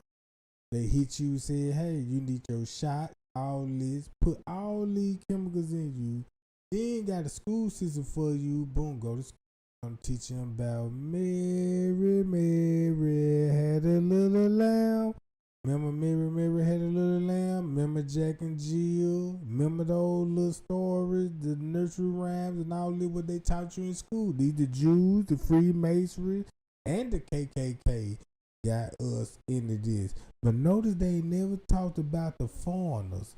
You know, when they was in the school, they ain't never told us about the other Africans that's foreigners, you know what I'm talking about, that got caught up in a scam, all this stuff, right? None of this. So, this is what I'm looking at. Miss Teresa said she worked in the school system, right? Miss Teresa always make sure she tell the world that. CPS. I remember CPS, like, damn, why you gotta bring the school system into it?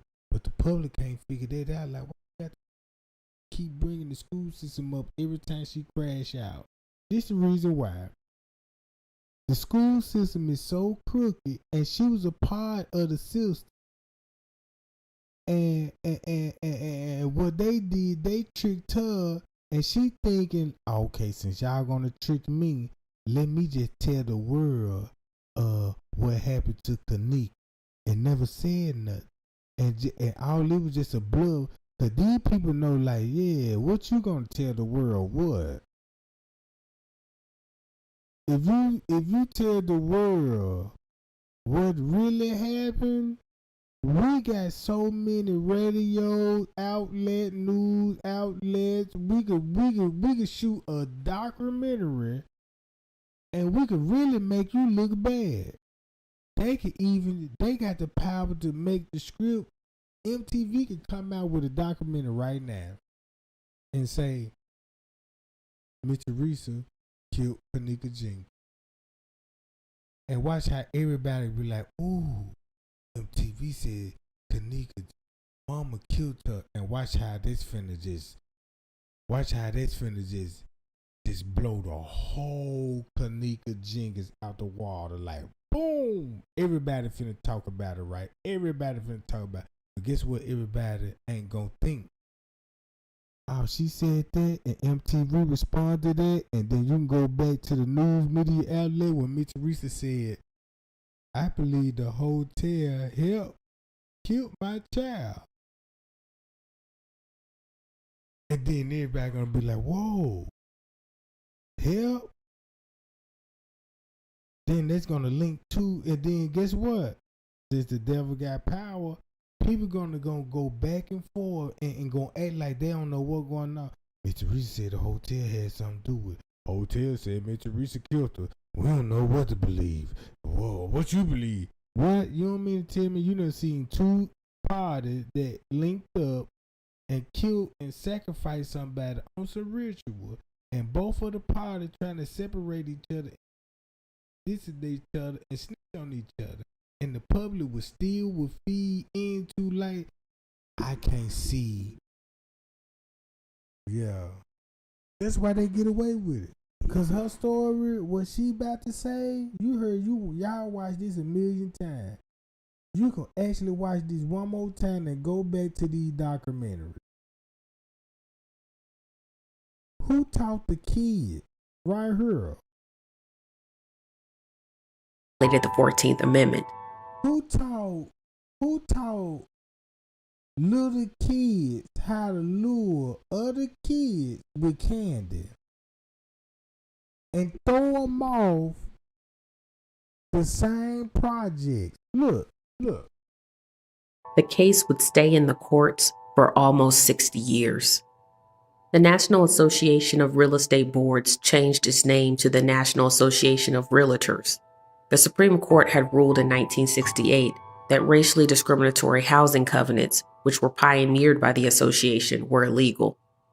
You guys, after years of marriage, this right here is absolute magic. Blue Chew Gold. Y'all know how many With kids one that were thrown off buildings in the project? Right here. This time, they too must get involved. You all have had to duck and dodge bullets long enough.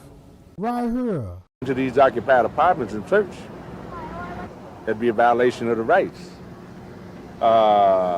Even with the emergency inspections conducted by CHA management team. I didn't even know this about Chicago.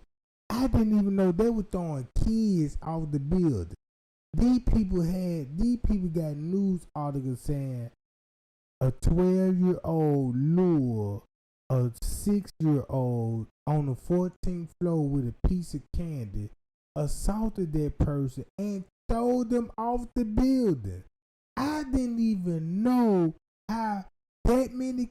Look, when you think about the what's that lady, Lisa Lamb? Y'all know Lisa Lamb? Same thing. On the elevators. Somebody controlled the elevators to stop the elevators. The doors stayed open. See people out there jumping, pleading with the person that's on the other side of the elevator. Then you got the public like, ooh, I think it's somebody right there. Look, it's just so suspicious. You know what I'm saying? I mean, when we gonna wake up like, damn, you know what I'm saying, man, bro, these people could use camera tricks. They got news media outlet. You mean to tell me, bro, that look how the police could do it. If you look at this man got all the Masonic symbols on the hat. You got the yellow and black checkerboard. When you go to Freemasonry, everybody know about the white and black checkerboard. But y'all don't know nothing about the yellow and black checkerboard with the phoenix bird. You got the phoenix bird with the two wings. The two wings on the hat. And this on the... Look, and then if you look at the hat, what the hat shaped like. If you look at the hat, you look at the design of the hat, you can actually visual search the Google hat and you'll find so much Freemasonry behind it. That's why you got the bill. If you look at this hat right now, what it look like? It look like a mouth open, this the teeth, the mouth open, and it's ready for anything that come in, and it's ready to devour you. You see that? This is the mouth of a lion, bruh. I mean, not a lion, but a beast. It's a beast. Look, it's a beast. And then if you really want to know what bird or what beast got thin lips with checkerboard teeth, right? And with a snout. Man, I read this shit in the Freemasonic.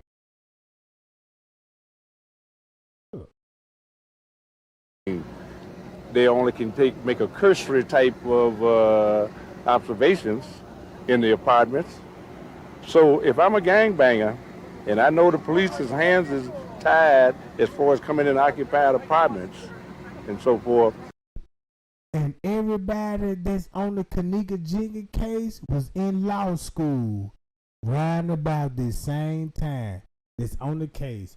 Miss Teresa Lawyer, Larry Rogers, the first one, he was in Kent College.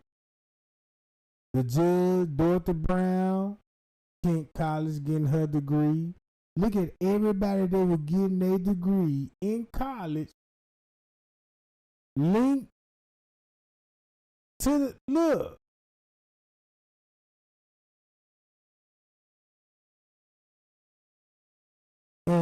And when they kept their rituals on, now the murder case came on their table, and they can say, yeah, this is an accident. What the thing? Now we know, and then you want to know why you got this type of black dude, a captain, and can say, yeah, you know,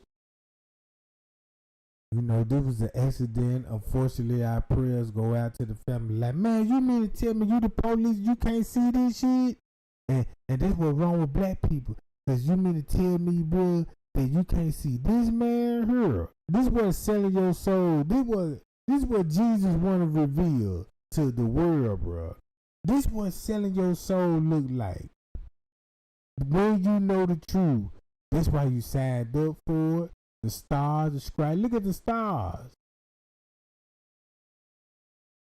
Look at the checkerboard. Look at the hat. Look at all the symbols. And then the same symbol that when you go to the court, same symbol in the court. You even go to the hotel. They got statues, symbols all on their wall in the hotel. Everywhere you go, they got symbols on everything, bro. We can take them guns and hide them in drawers and closets and so forth. These are the young men who are the targets of the massive effort by the police and the housing authority. But now even the gang leaders say the killing must stop. These men of the Cobra Nation were out putting up flyers calling for an end to the drugs and the guns. They say even before Dontrell Davis's death. Now keep this in mind. I'm from the hood. And if you're from the hood, you know this a no-no what he doing. That's a no-no. Cause you know what I'm saying, we don't talk. Remember that. They say no talking in the hood, right? But look how the camera crew could come in that motherfucker like boom. Gang leaders had come together and called for a truce. Dave Mack says after burying 4 brothers, man, folk got three pieces of paper, and they can show you on the camera, yeah, they trying to stop the truce. He knew it was time to stop. We was destroying. I mean, you can look at the crime. It was black killing black. I'm telling you, if you really look at it, you know what I'm saying, it wasn't no white person coming over here killing us. You know what I'm saying? We was killing our own people, and it's time to stop. So you know what I'm saying? How did you get people together who had been shooting each other? You know, it was just, you know, but it was. Be working with these people, cause if you was a gang, you would have all your members with you. Man, this propaganda shit so fucking real, bro. Man, I can't wait till I put these videos together, cause I'm still in the alien mode. And the way I got it, only thing that I need to do is add my audio voice on it, cause when I make videos, I don't put no audio on. I don't explain it. I just put videos together and hoping everybody would like, damn, that's why Trey Gang put the video like this and like that, cause the way he put it, you know what I'm saying, it's criminating the motherfucker. This ain't like, when I look at this is informative type shit. It was just time for the unite, you know what I'm saying? They wanted to call the Dontrell, you know, cause this something that's supposed to be in focus. We realized that we were destroying our nationality. You don't have the rest of the gang with you know, we want to get that to them, because we for the dope. You know, the young brothers and sisters growing up, deserve to have more than what we had. I could just imagine when this documentary, you know what I'm saying, they'll be like, man, look at Snoop Snoop. They got Snoop Snoop on the news, you know what I'm talking about? He an activist now, and he don't know what I'm talking about, and they still gunning down. And he'll go back to the block like, yeah, man, them folk paid me a little rack or two. You know what I'm talking about? Yeah, they split it with the gang, and you know what I'm talking about? Yeah, that type of shit.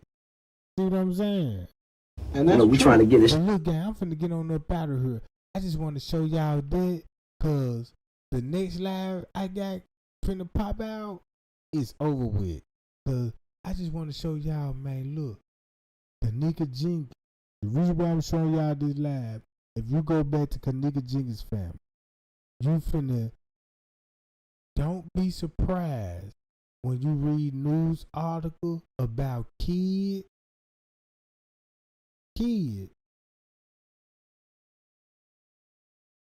You're gonna be like, damn, I didn't know these people were related to these family that was at the same hotel.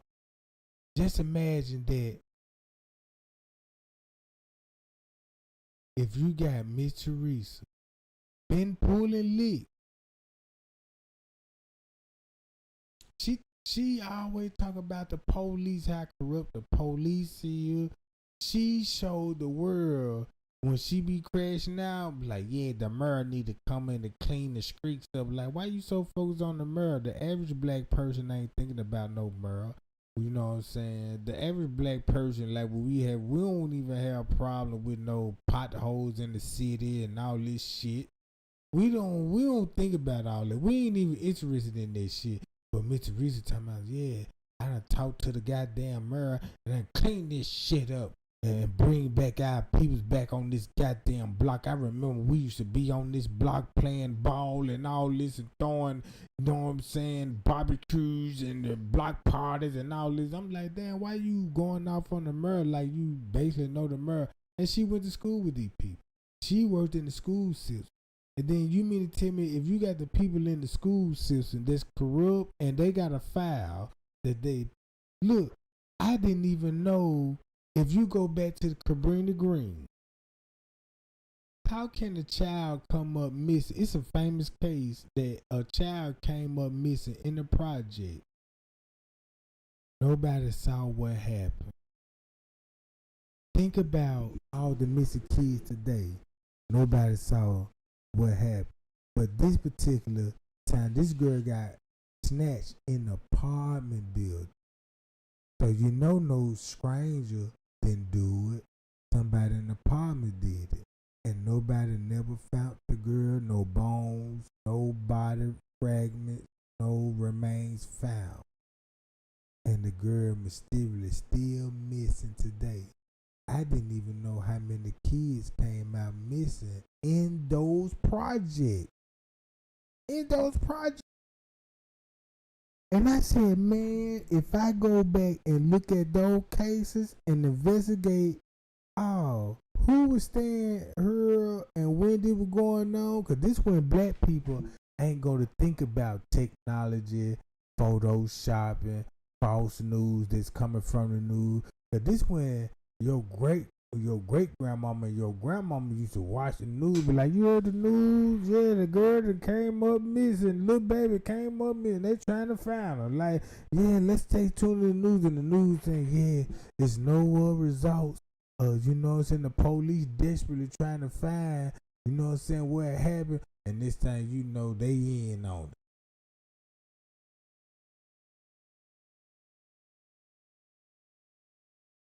it. You know what I'm saying? You could, what I'm basically saying, you could actually, through Kenneka Jenkins case, you could actually go back and solve a whole lot of murder cases. And once you solve those murder cases, look, it's a dude. I'm going to show you how the Illuminati protect their own people. I actually had to like this video because I was like, man, look at this. This how the Illuminati works when they say they own people. What that dude at?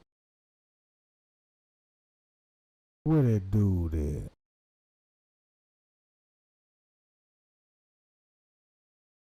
I gotta go to my video on this. Boom, what that dude at? Right here.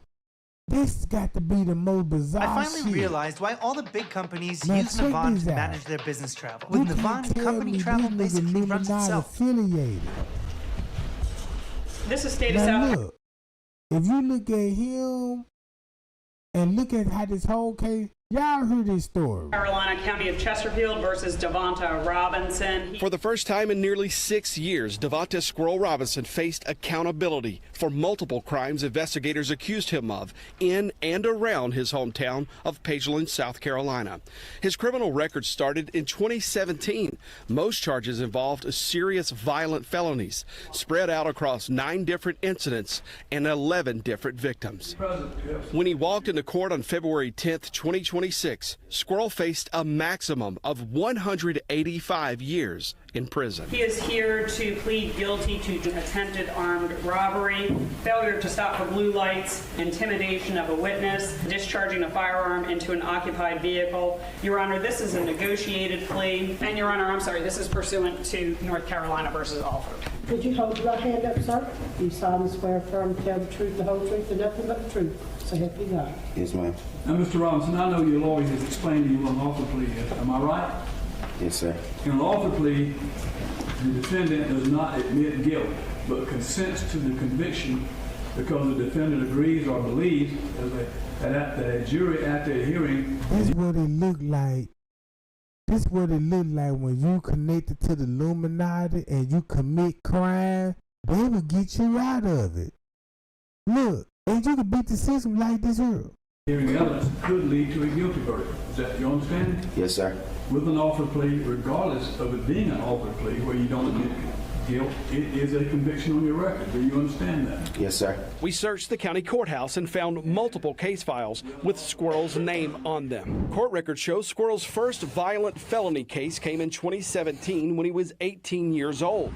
Investigators say Squirrel and 2 co-defendants used a shotgun to beat and rob a man inside his home on R.W. Tadlock Road in Pageland. Records show they stole $400, a TV, 2 gaming systems, and took the victim's house and car keys. Chesterfield County deputies charged Squirrel with assault and battery by mob, armed robbery with a deadly weapon, pointing and presenting a gun, and criminal conspiracy. South Carolina Attorney General Alan Wilson's office prosecuted the case, but 5 years into the prosecution, the AG's office dismissed all charges, claiming insufficient evidence to prosecute.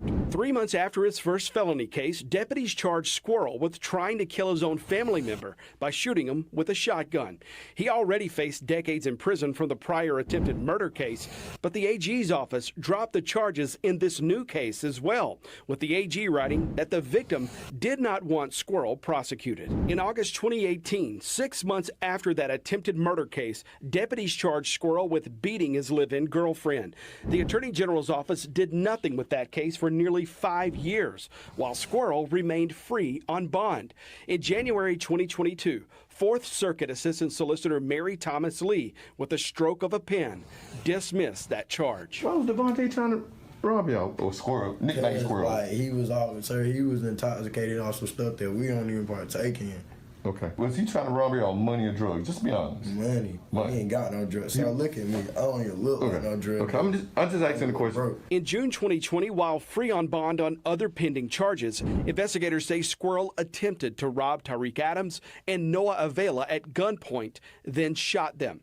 Squirrel did not leave that encounter unscathed. Investigators say Avila fired back, hitting Squirrel multiple times. They all survived. The sheriff's office later charged Squirrel with 2 counts of attempted murder and 2 counts of attempted armed robbery. He was set free on a $150,000 bond and ordered to wear a GPS monitor, and if he violates the bond, the judge ordered Squirrel be immediately jailed. But 15th Circuit Senior Assistant Solicitor Mary Ellen Walter dropped every other charge in that attempted murder case if Squirrel would plead guilty to 1 count of attempted armed robbery.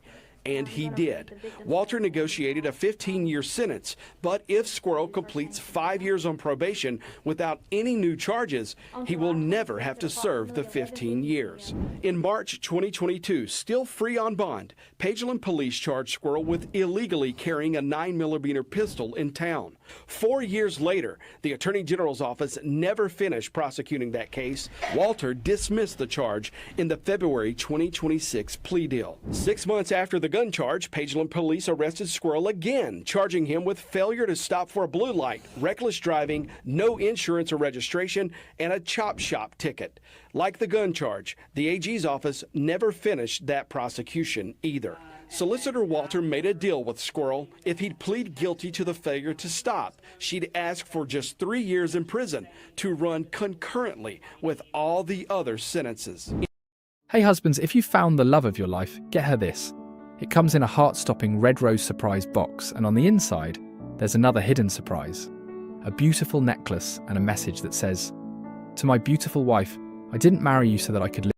In April 2022, again while out on bond on all of those prior cases, Chesterfield County deputies charged Squirrel in a shooting at this Pageland apartment complex. Investigators charged Dadrian Deshawn Lockhart with shooting up an apartment there, with 5 adults and 2 6-year-old children inside sleeping.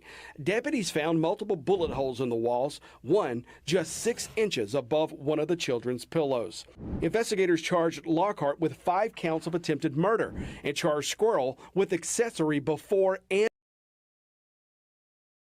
Man, y'all see all that? Now check this out. This is why y'all never heard about the Kiana Keenan case. Look, if you go to Kiana Keenan case, that dude that killed that girl and all this, notice how you don't hear about that no more.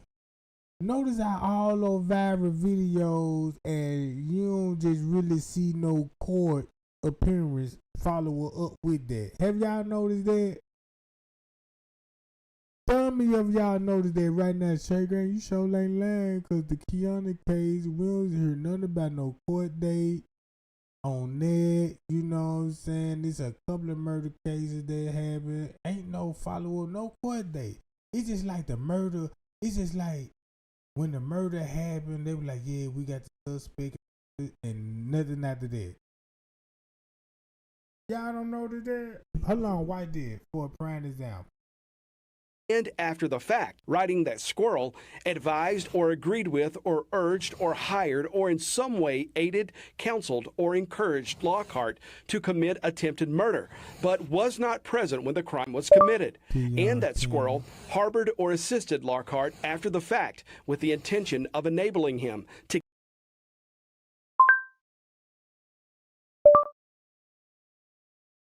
Beyond Keenan murder.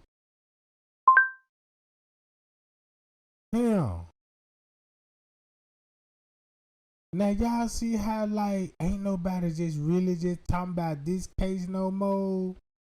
But look, if you go back to all the trial, like damn, what's up with it? What's the update?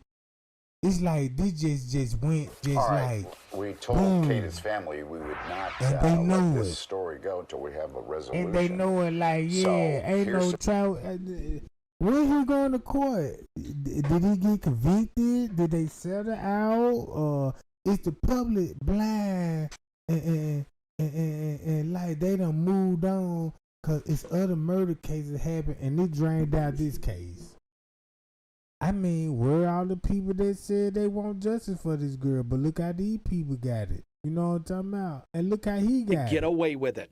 The Chesterfield County Solicitor's Office later dismissed every count against Lockhart. Prosecutor Walter made those accessory charges disappear with the plea deal. In November 2024, Chesterfield County deputies responded to a 911 call about a fight at Squirrel's home. Court records show Squirrel and his father, Chucky Robinson, got into a fight. When deputies intervened, investigators say Squirrel threatened to kill the 3 deputies who answered the call. Although he was out on multiple prior bonds, he was set free again, this time on a no cash bond. Solicitor Walter dropped all of those charges. So he did something with these people behind closed doors, and they owe him a favor. And this is what happened when you owe your client a favor, because you stick to your word. You finna get your client off, and this finna show you how corrupt the system is. In the February 2026 plea agreement.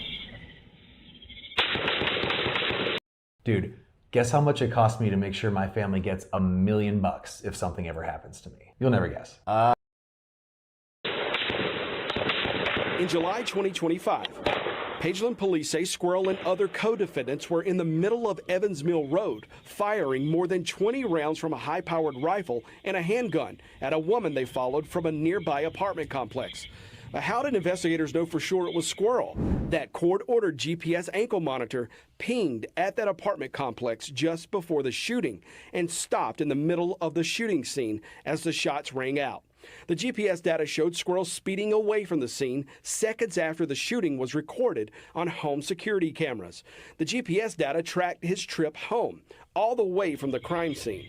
Although the shooters missed the woman in her car, investigators say right after the shooting, Squirrel, whom she also referred to with a street name Rue, short for ruthless, Snapchat messaged the woman, "Don't go to no police saying my effing name." Pageland police charged Squirrel with witness intimidation, felony assault and battery, and shooting into an occupied car. The prosecutor agreed to drop the felony assault charge. Squirrel got 6 years for both of those charges. The victim showed up to the plea hearing, but asked the victim's advocate to read her statement to the judge. I'm scared for my life to be anywhere around Chesterfield County because I don't know who he would tell to possibly harm me for telling. I'm absolutely scared for my life and have been since. I moved and sold my car because of fear someone is now watching. Man, that man terrorizing the whole hood. Man, look, I look at it like this here. From what I know now, man, dude is heavily connected with the system. And the man terrorized the hood. Well, not just the hood going on drive-bys, the man killing, and they getting this man off on murder charges, robbery charges, assault charges. The man done caught 2-3 goddamn murder charges out on bond. And you got the prosecutor got all the charges dropped. These people got all the charges dropped. Why they going hard for this man?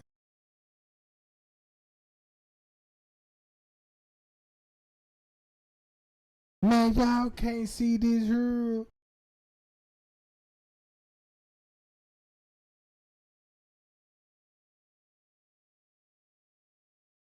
I would never look at the world the way I looked at it now. You just look at a man shackled up in a chain with represented by the lawyer, then they got a daddy right here, they in court surrounded by a guard. And you can look at it like this here. He can know him personally, his daddy can know him personally, they can all know each other personally.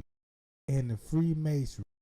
And next thing you know, boom. Hey, you need to control your son. He getting out of hand. He murdering people. All right, we're gonna go to court. We'll get him off and stuff. Hey, man, you need to cut it out now. You know what I'm talking about? We'll get you off.